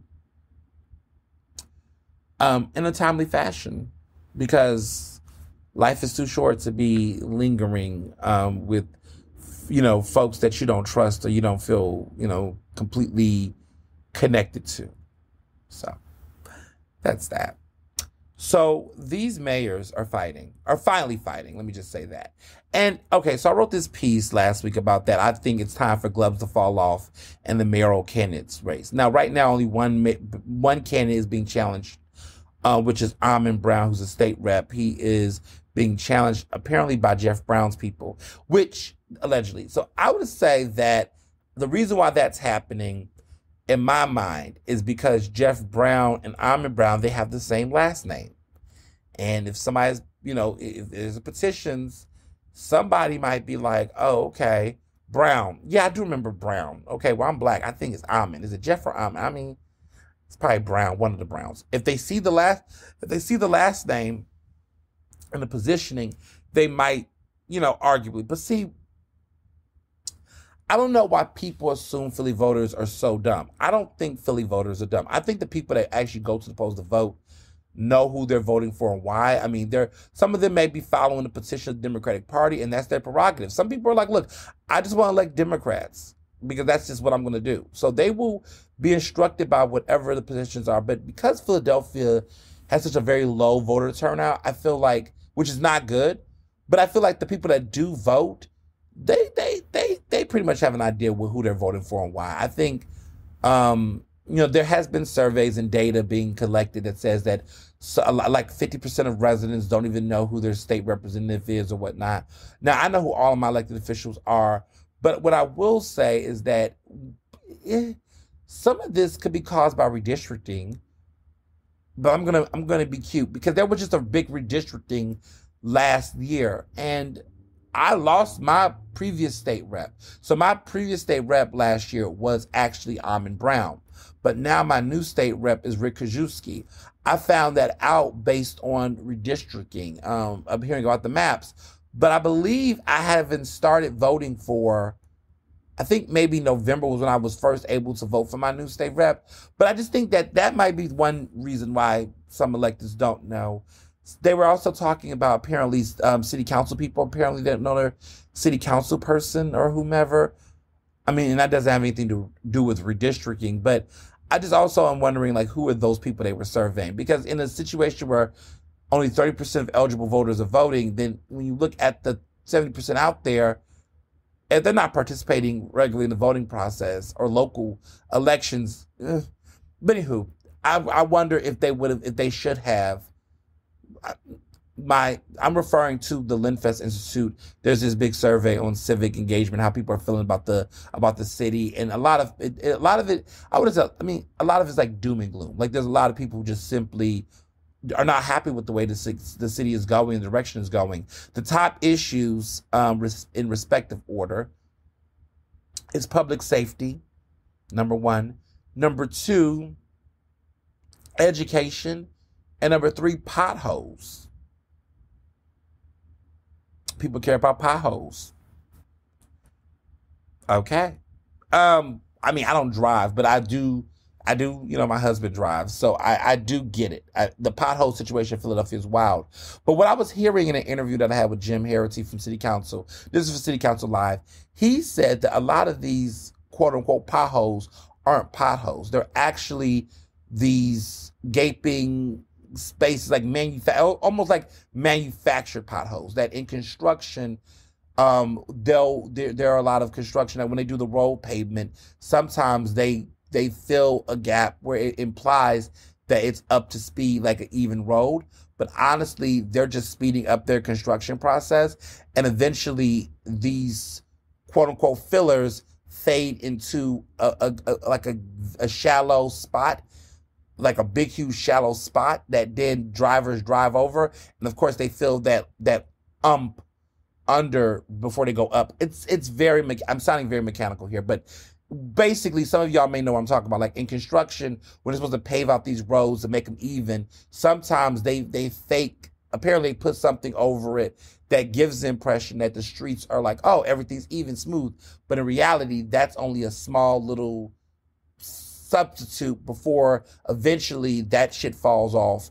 And then there's like this little gaping hole or whatever that when cars drive, that's why it will be this weird boom, all of a sudden you're going back up. And I've had that experience a lot in West Philly when I'm riding an Uber, where they'll be like, everything's going smooth, and all of a sudden there's this big, huge, like, bump. And it's not a pothole. People think those are potholes. It's just bad fucking construction. And so apparently Jimmy Harity in City Council has I guess a bill where he's going to penalize or try to stop those types of practices on the streets. We'll see. I mean, but potholes are big to you all. You all care about that. That's a high level matter on the third issue spectrum. Education, number two. Public safety, number one. So what's interesting about that is there are a lot of candidates right now in this race for mayor. It's crowded. Nobody has dropped out really. Now, let me clarify that. One candidate who has dropped out is, what's his name? What is his name? Mike Stack, who never really had a chance. So Mike Stack is out the race, but he left before petitions were declared.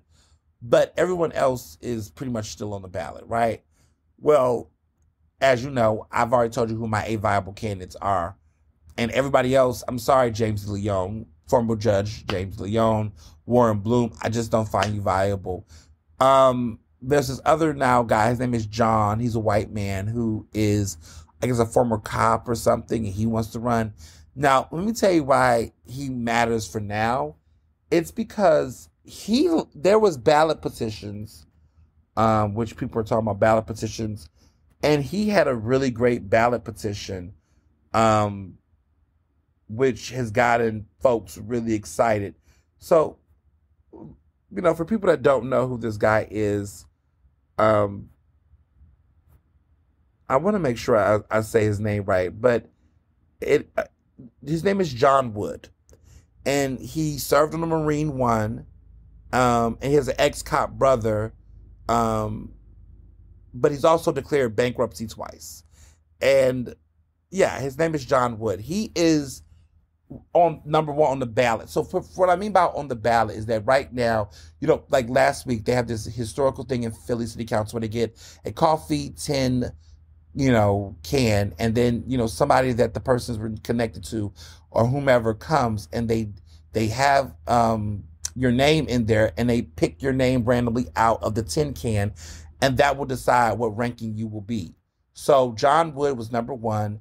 Number two was Sherelle Parker on the ballot, which people argue that good ballot position helps voters vote. So if and when voters vote, sometimes they'll just go for whatever the first thing they see in addition to everything else. And so there is a bunch of potential high voting that you'll get. Apparently, the people with the best ballot positioning based on visualness, apparently it was Rebecca Reinhardt. She ranked high as well.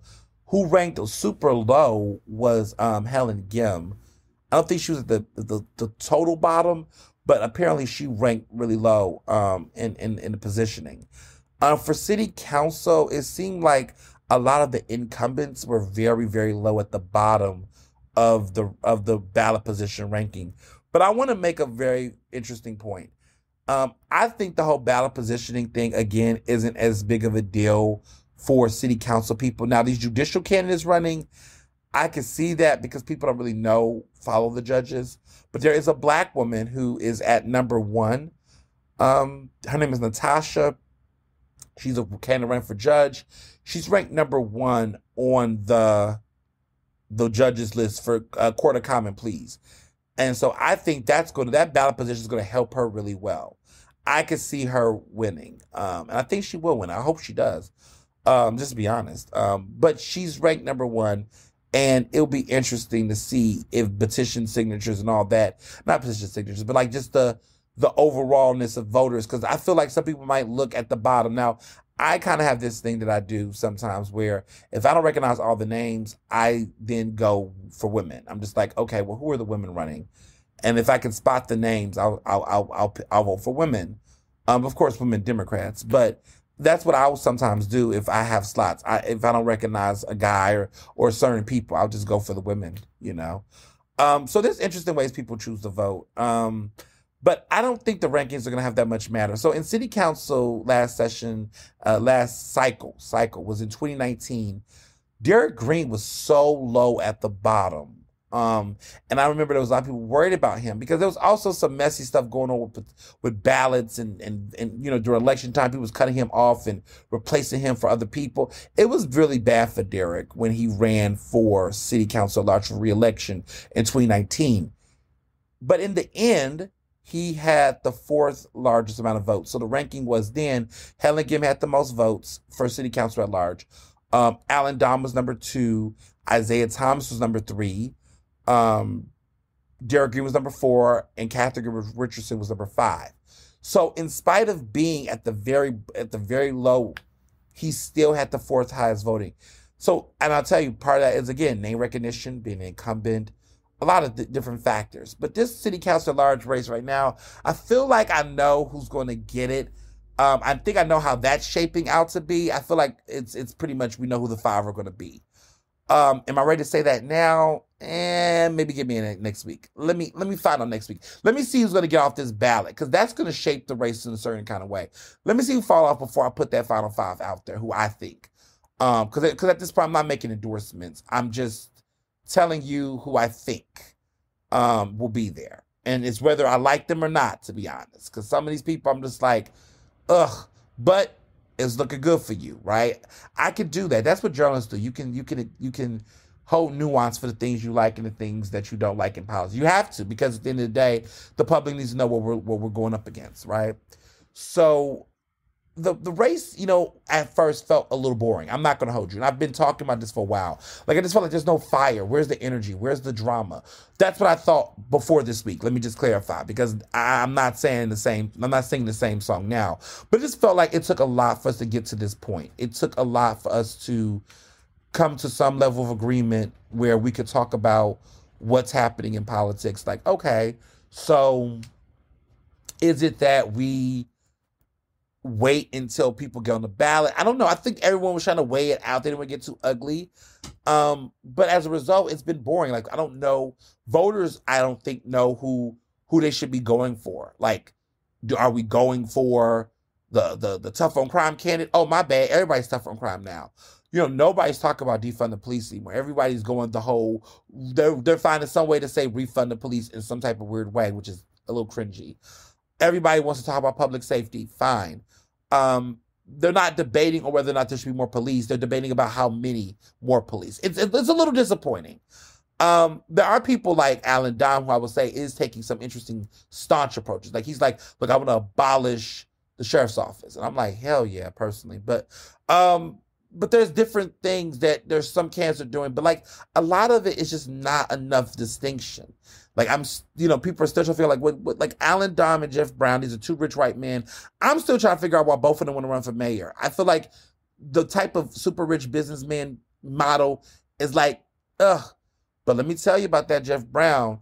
Let me tell you though, okay, there was a story that came out in the news about this potential board of ethics investigation, which is why I'm saying the gloves are off now with some of these candidates.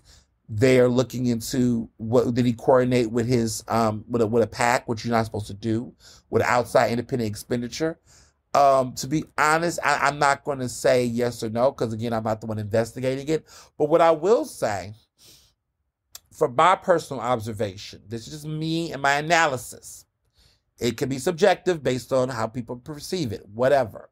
But what I will say is that I did find it interesting that with those Michelle Obama ads, Jeff Brown ran his ads at the same time that this for Philly Progress, which is the PAC that's been backing Jeff Brown or supporting Jeff Brown independently or whatever. It seemed like they were dropping their, Michelle Obama's, ads, which have now many people have called them being manipulated. I broke that story and brought it up that I was the one who broke that there was some trouble in paradise over there with the ads. And then, of course, everybody else then jumped on and realized, oh, we should cover this. And everybody started to dig a little deeper. But, look at the source. Look who started the conversation. It was so much the Inquirer had followed up on the story, but they couldn't even deny that they had to source me. They didn't source me by name. They sourced publication because they're petty. But like everybody knew who wrote the story, right? And this is what they do to Black journalists.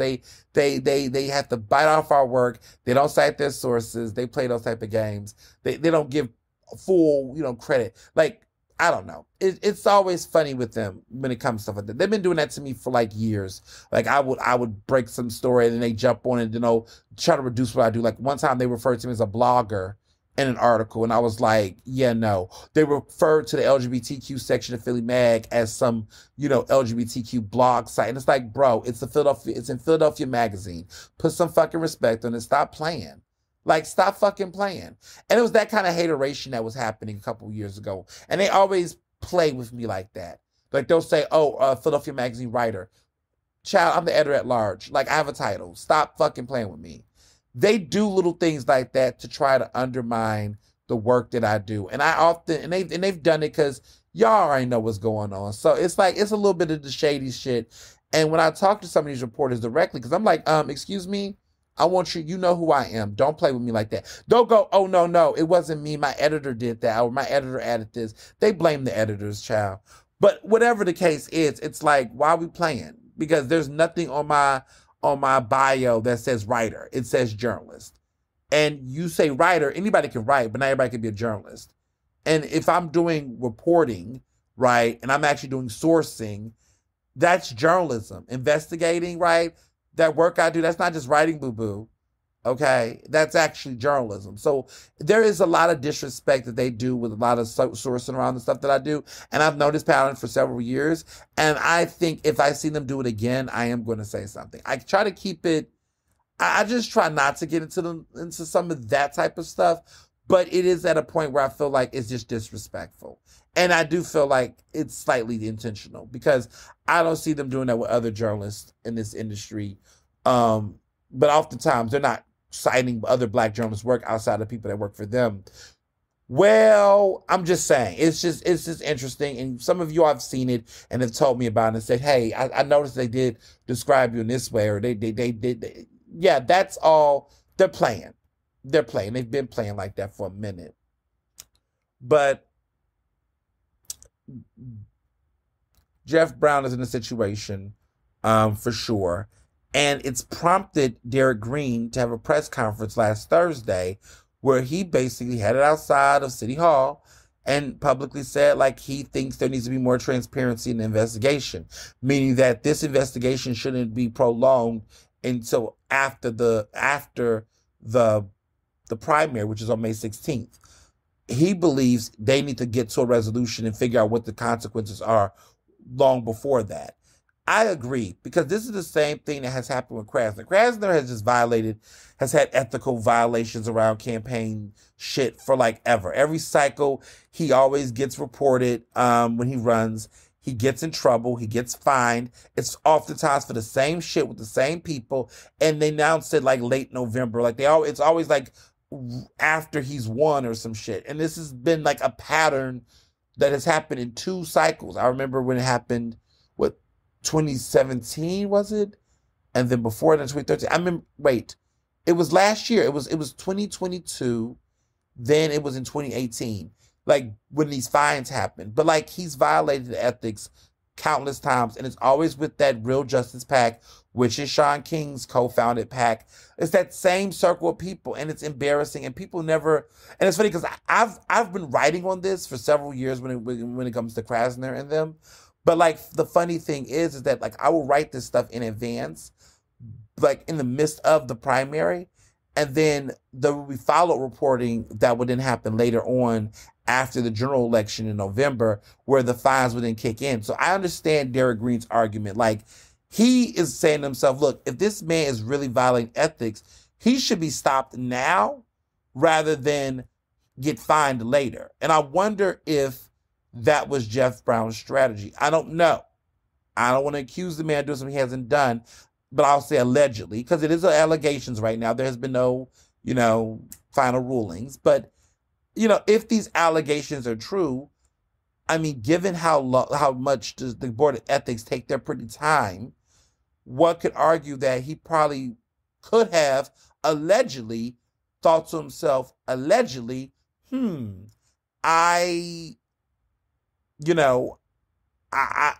could take this risk. I could do what I'm doing with my coronation.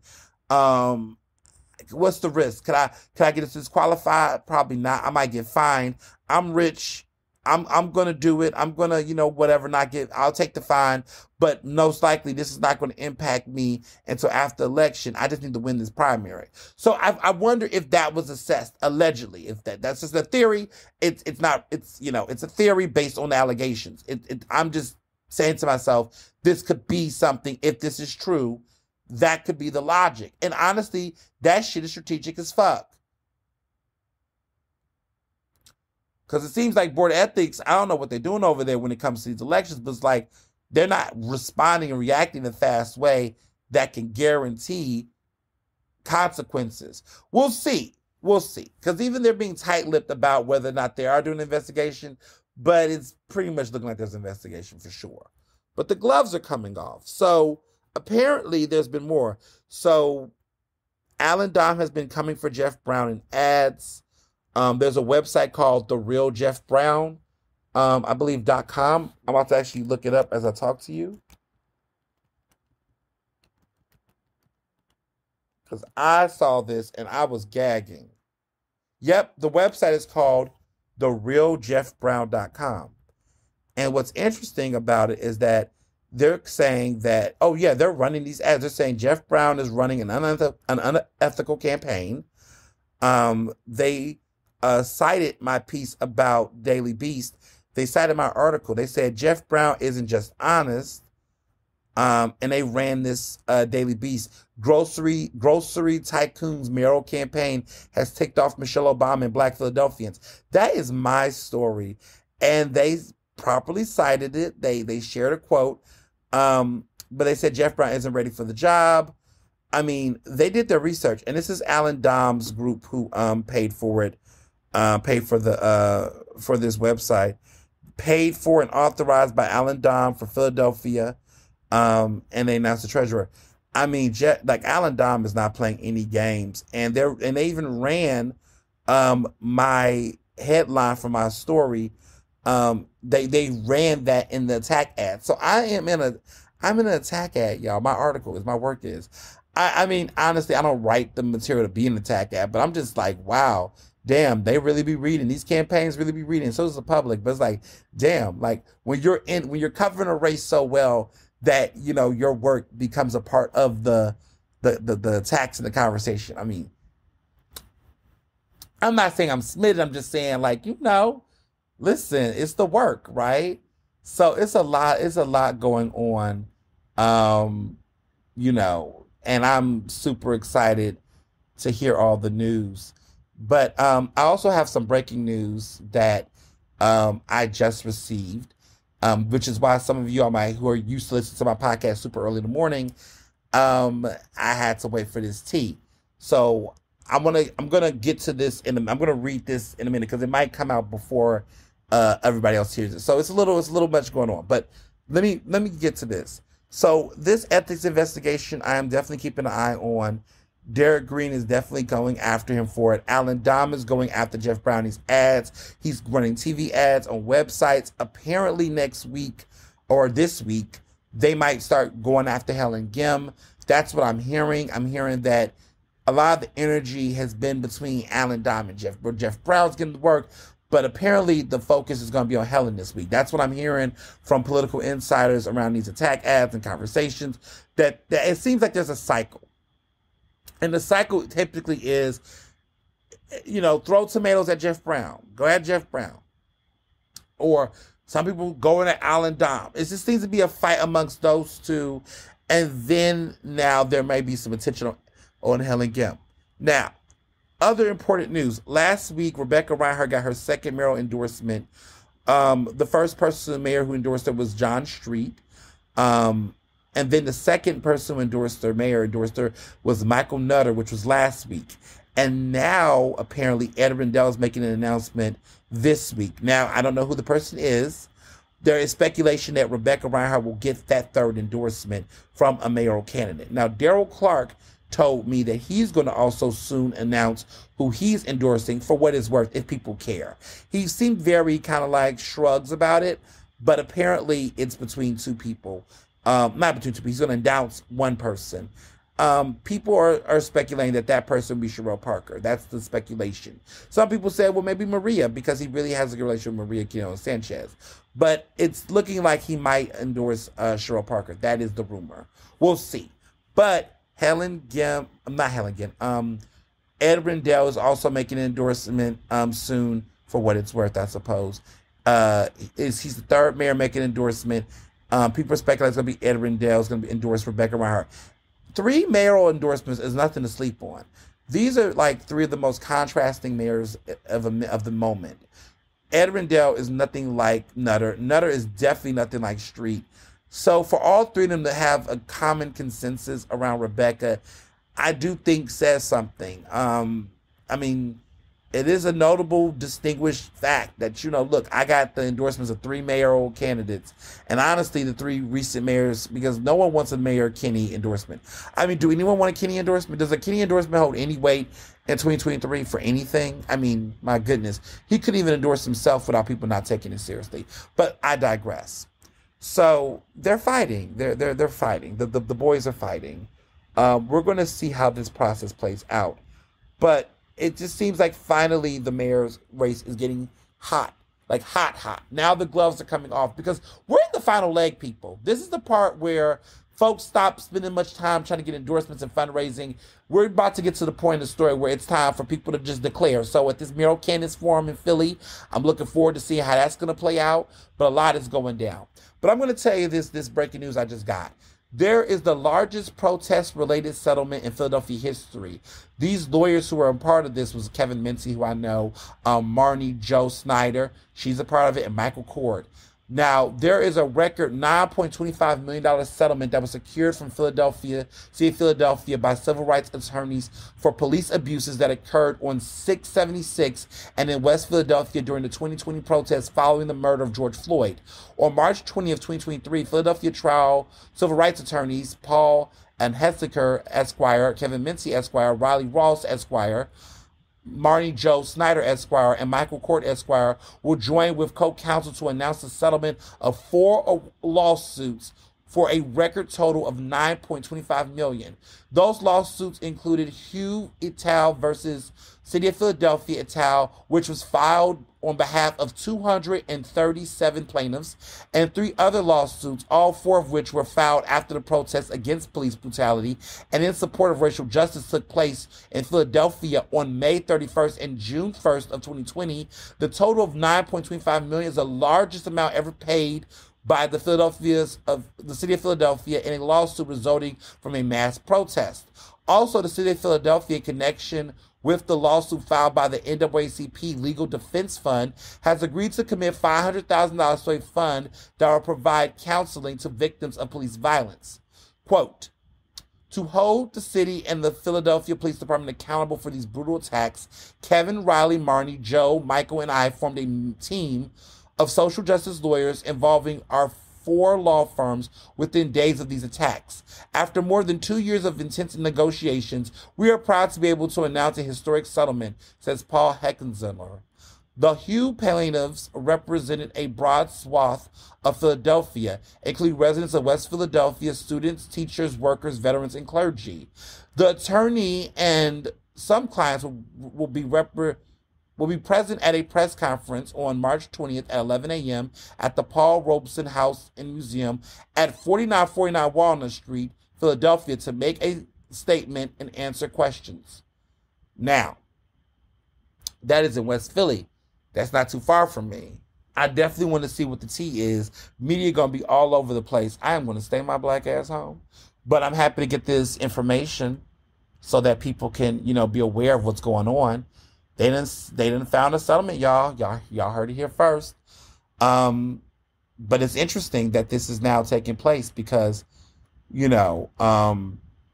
what's happening here. It's an interesting situation altogether when you're thinking about some of the work that's happening, some of the impact that, 2 years later, here we are seeing settlements and seeing, lawsuits. I've been wondering what was happening there. A lot of people thought that, there was no real case. No.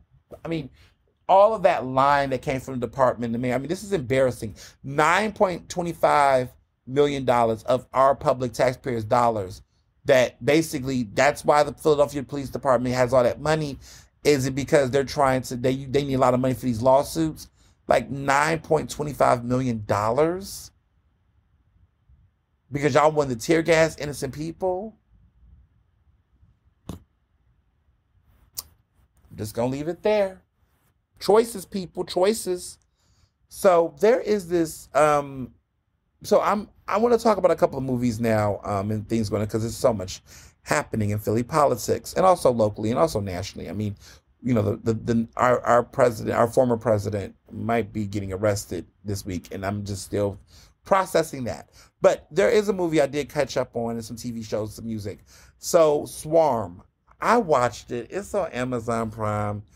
The lead actress is who I am in favor of, not Chloe. Chloe's not the lead actress, thank God. I thought she was good. I want to make sure I say her name, but Dominique Fishback. They're saying that everyone is saying that basically this is about the Beehive, a Beyonce fan and stand-up, which is interesting. But Dominique Fishback is the lead actress, and she's so good.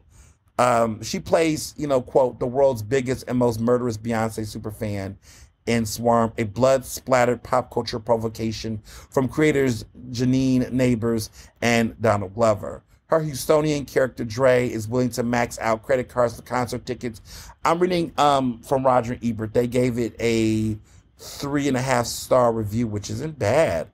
But they describe it as her Houstonian character, Dre, is willing to max out credit cards for concert tickets just as much as she's ready to murder online trolls to defend the celebrity's honor.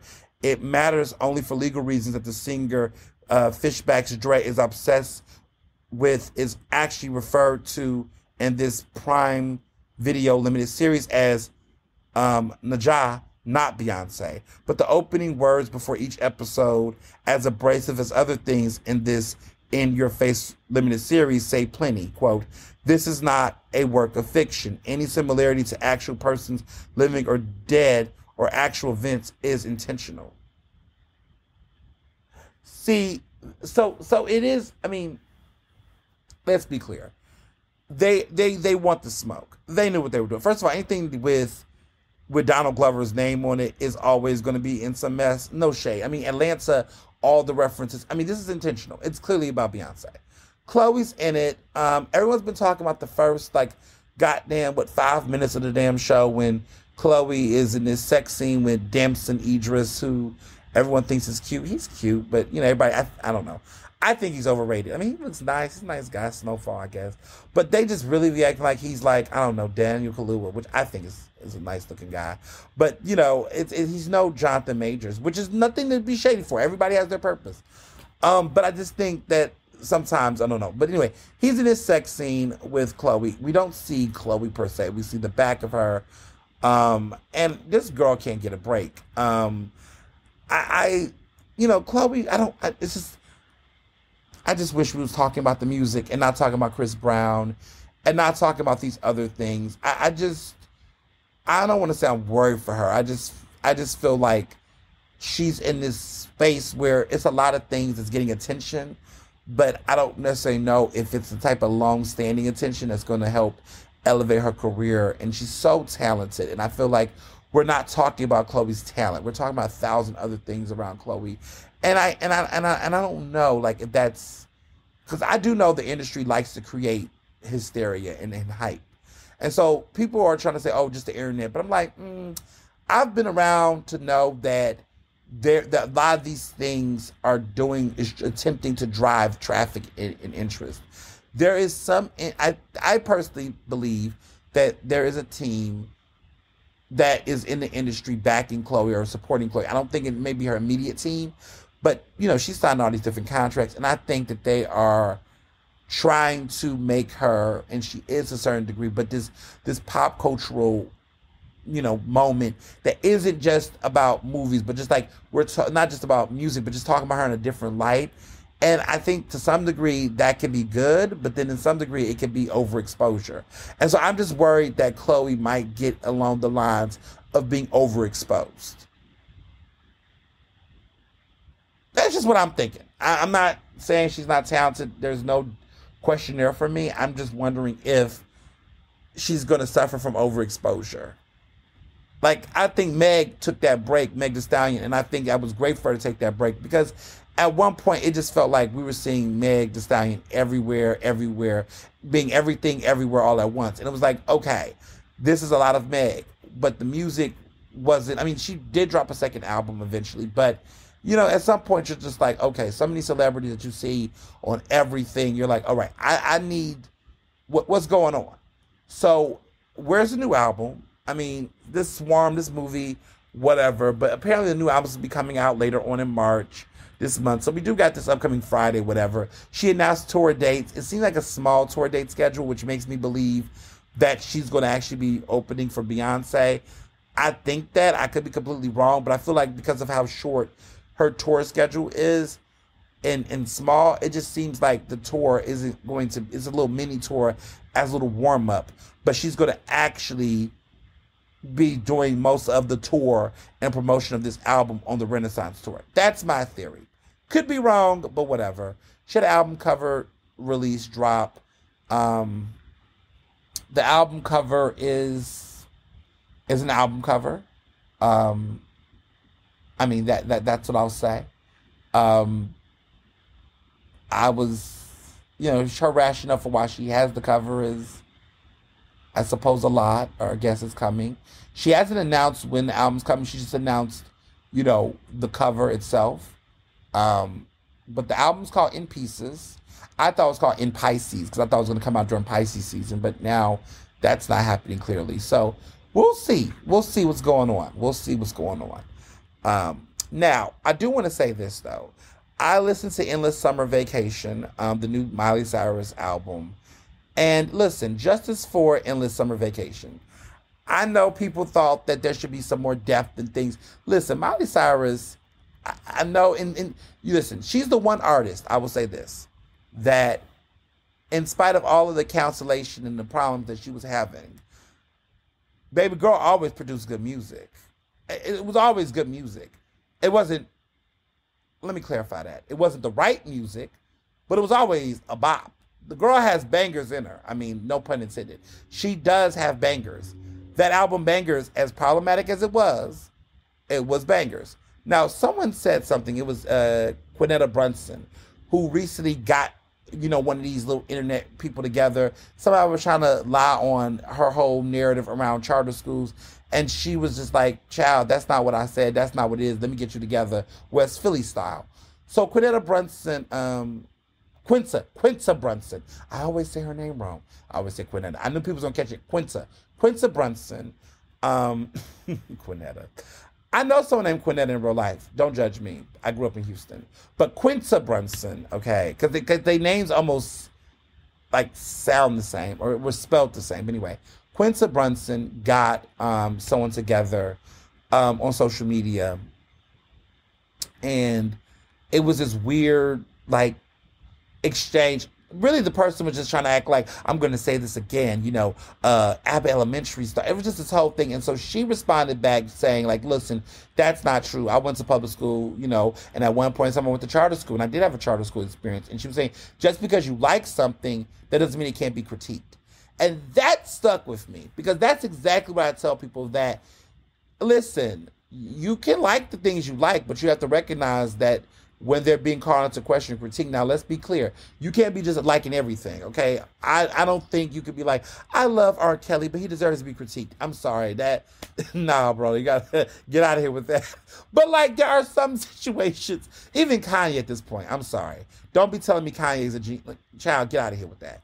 But there are some situations, certain artists that I do think, might have their weird moments, but you have to. Now, one artist that I'm starting to get annoyed with personally, and I'm digressing, but not really, is Sam Lacey. He's gay or queer, but he's black, but he's anti-black as fuck, and he's queer. He's like, he said that he's gay, but I guess he would not date other black men. Like, he just won't do that. Like, he was just very adamant and talking about preference. Yeah, that's anti-black, and that's weird as fuck. Whenever I hear other black people saying that they just won't talk to other black people, especially like without, like, what are you saying? Like, that's just like, when people make those declarations like that, it's like, tell us more. And what are you saying? Especially as a black person. Like, if you like, I just thought it was weird, but that's one weird thing. You would think that's the one thing. Nope, he goes into these other moments where he antagonizes Black joy on social media. So, like, there was a post, as you know, the Vanity Fair prize, a bunch of black people who took a picture together, minding their own black ass business, and anti-black Sam Lacey decides he wants to caption a photo and say, I wonder if they all were told to go in a room and take this for diversity or something. And it's like, dude, shut the fuck up. I don't get people like that, where it's like, okay, look, if you don't like black people, or you don't like dating black men, and that's your thing, and you want to be with white folks all day, if that's how you feel about yourself, child, go do you and go fuck yourself. I just feel like bothering the other folks, though, who are clearly comfortable and have their own vibe, is like, now you're being like a right-wing troll. Like, are you Candace Owens' abandoned, like, stepbrother? Like, I just think that's the part that gets me. It's like, okay, if you have your little opinion that no one asked for, and your own little preference, go be fucking, doing that somewhere. But to be so hell-bent on antagonizing black folks that could care less what you fucking think, I think that's just kind of basic. So, I don't know. Not really crazy about Sam Lacey. But, Bad Habits is a cute song. I don't know if I can hear it in the same way now that I know this about him. But one could argue that, hey, you could like that song, and he's definitely worth critique. Or like Daniel Caesar. I think he's, there's some issues over there. You can listen to that music, but he should be critiqued. Same for Jacquees. Anybody listen to Jacquees? I don't listen to Jacquees or Jacquez or whatever. That guy is just, where are the vocals, kid? But I feel like abusers, or men who are consistently being accused of abuse, like a Trey Songz, I just feel like, that's a little bit too far for me. Same for Dave Chappelle. But again, I wrote the book on cancel culture, so I guess my tolerance level may be a little different. But I say all this to say that Endless Summer Vacation, a lot of the critics are mixed about it. They feel like she didn't go enough in depth. Listen, sometimes you just want to make an album that just sound good and feel good. You know what's funny? I've been reading some of the reviews, and it's not that people are saying that the album isn't, like, sonically good. They're just saying, like, oh, there's no elevate. Listen, she just wanted to give people return to form. It is a nice summer bop album. It's springtime is here. It's pre-summer music. It's summer music. It's just a bop. She got some really good synth pop songs. It just sounds good, feels good. Because let me tell you something. She took other risks musically last time, and none of y'all showed up at the Grammys and nominated her for anything. You know, y'all gotta keep that energy. Everyone wants to. Miley Cyrus has done all types of music lately, and nobody is oftentimes talking about some of the music she's done in the past couple of years, even though I felt like they are some of her best music. Like she's taking risks in the past, change it up. But I think she just wanted to go into the model. So she had an album that came out in 2020 because it was the pandemic. It didn't get much buzz. It was called Plastic Hearts. And then she had the album Younger Now, which I like Younger Now. I personally like Younger Now. Now, that album, Miley Cyrus and Her Dead Pets, it was just random and pointless. Bangers was, oh my God, this year is the 10th anniversary of Bangers? You mean Wrecking Ball is 10 years old? We Can't Stop is a decade old? I'm going to be quiet. But she's been making music for a while. Like I said, I like Endless Summer. I found a good Endless Summer Vacation. I thought it was a bop. It comes in apparently on Billboard Hot 200 at number 3 on the charts. Apparently, it's going to be number 3 on the charts. SZA is still doing her thing. Morgan Wallen is, that country singer who, if you read my book, I discussed him in depth. He said the N-word out one night. It was almost canceled, but now it appears that he is still, he's still doing his thing. He's at number 1. SZA's at number 4. This group called Twice is their album rated B is number 2 on the Billboard 200. So it's a lot of different artists making different types of moves or whatnot. So I'm curious to see how that's going to play out. But yeah, I like the album. I found it fun. So, as far as TV goes, oh my goodness, I've been in Abbott land. This recent episode of Abbott has been phenomenal. It is the real episode that confronts the charter school conversation. So, I've been all into that. Bel-Air, oh my God, Bel-Air, oh my goodness. Bel-Air is like, okay, for people that watch Bel-Air on Peacock, which I've been interested in other shows on Peacock, but let me just say this about Peacock. I must say that every time you think that show plays on my emotional strings. Every time I think things are going to be happy and everything's going well, there's like the last 30 seconds when then everything just goes, what the fuck? Everybody who I thought was trustworthy is a snake. Somebody's going to backstab somebody. Damn, I got to watch the next episode because just when I thought everybody was in cahoots trying to be good people, they're actually not good people. Everything isn't happy. And I just feel like that's how they do it. So the drama is there's always high intensity and a lot of heightened, tension. And then everybody typically fall in line and love each other and everyone's doing good by each other. And then there's this moment where you're like, oh shit, there's some snake shit still going on. That is literally Bel-Air every week. And I love it. It fills my enthusiasm. So that is great, of course. Succession is coming this week, this Sunday. Succession returns. When I tell you, I haven't been more excited for a TV show. Succession is my favorite show on TV, y'all. When it comes out, I'm into Succession really much, so I can talk about these characters. I overanalyze them. I've watched every episode of Succession more than 2 times.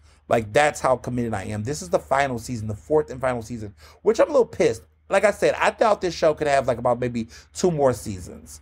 6 seasons, in my opinion. I think they would have stopped at season 6. But to stop at 4 is giving me Breaking Bad energy where they went in on the bang. So I guess, we're tired of these rich white people. I'm personally not, but I guess people are. I don't know. But I'm here to see what Siobhan, what the gang is going to do,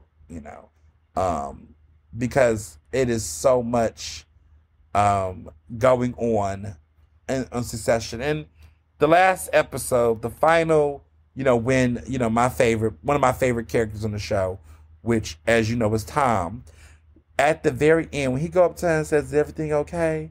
I said, whoop, give him the Emmy. And he won the Emmy. But Kendall, Logan's, Siobhan, Roman, Greg, which is just a very understated character, but really great. Tom, Connor, the whole family.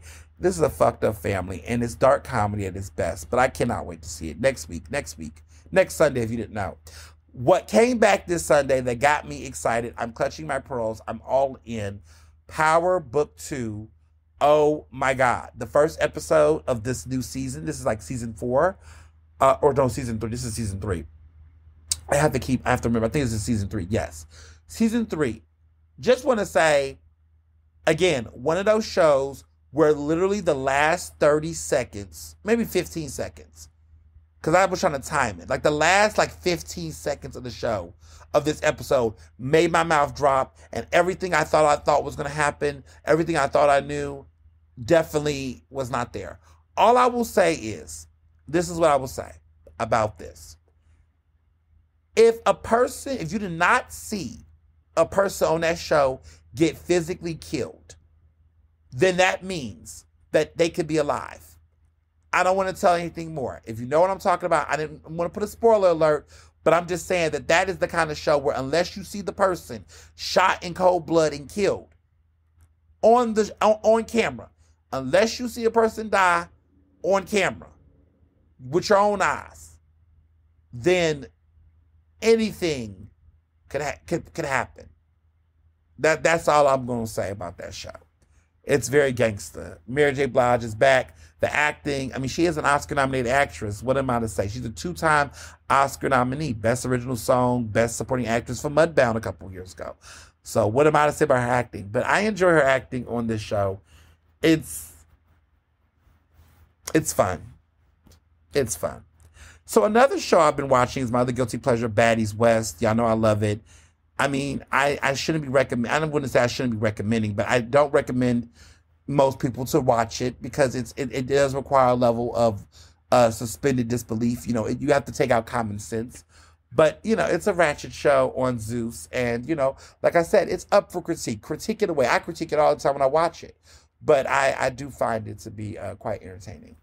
But the show that really has gotten me this week, and I didn't even know it was, and I'm not, and I was going to say at first, why no one told me? But I was like, no, because I do have a lot of things going on. So I caught up on it.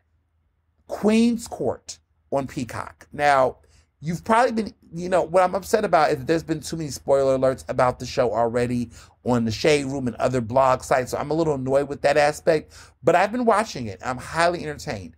So this show has Nivea, who is the woman who sung the famous song, If You Mess With My Man. And she also performed a song, well, background vocals, Been So Long, for that song with Mystical, you know, so called Danger. Remember that? Danger! And she was in the background. So Nivea we're going to give Nivea her props. If you all were millennials in that early phase, y'all remember Nivea. She has now become famous as being one of Lil Wayne's baby mamas, but we're not going to do that to her. That was an R&B artist that had a moment, had a hot hit, had a career. She was with The Dream too. She dated some hip hop heavyweights. Very pretty and was very popular back in the early 2000s when there was more black R&B artists having a moment compared to now. But yeah, she was dope. So she's on the show Looking for Love. Who else is? Evelyn Rosado, who used to date Ocho Cinco, which was married to Ocho Cinco for like a couple of days. They didn't last long. She's come out that she was in an abusive relationship with him. And you know what's one of the most disgusting actual songs in music is a song called Ocho Cinco by French Montana. It was something like, girl, give me head, Ocho Cinco. It's a song, disgusting song, horrible song, because they're referencing an incident where Evelyn was in an abusive encounter with Ocho Cinco. He headbutted her.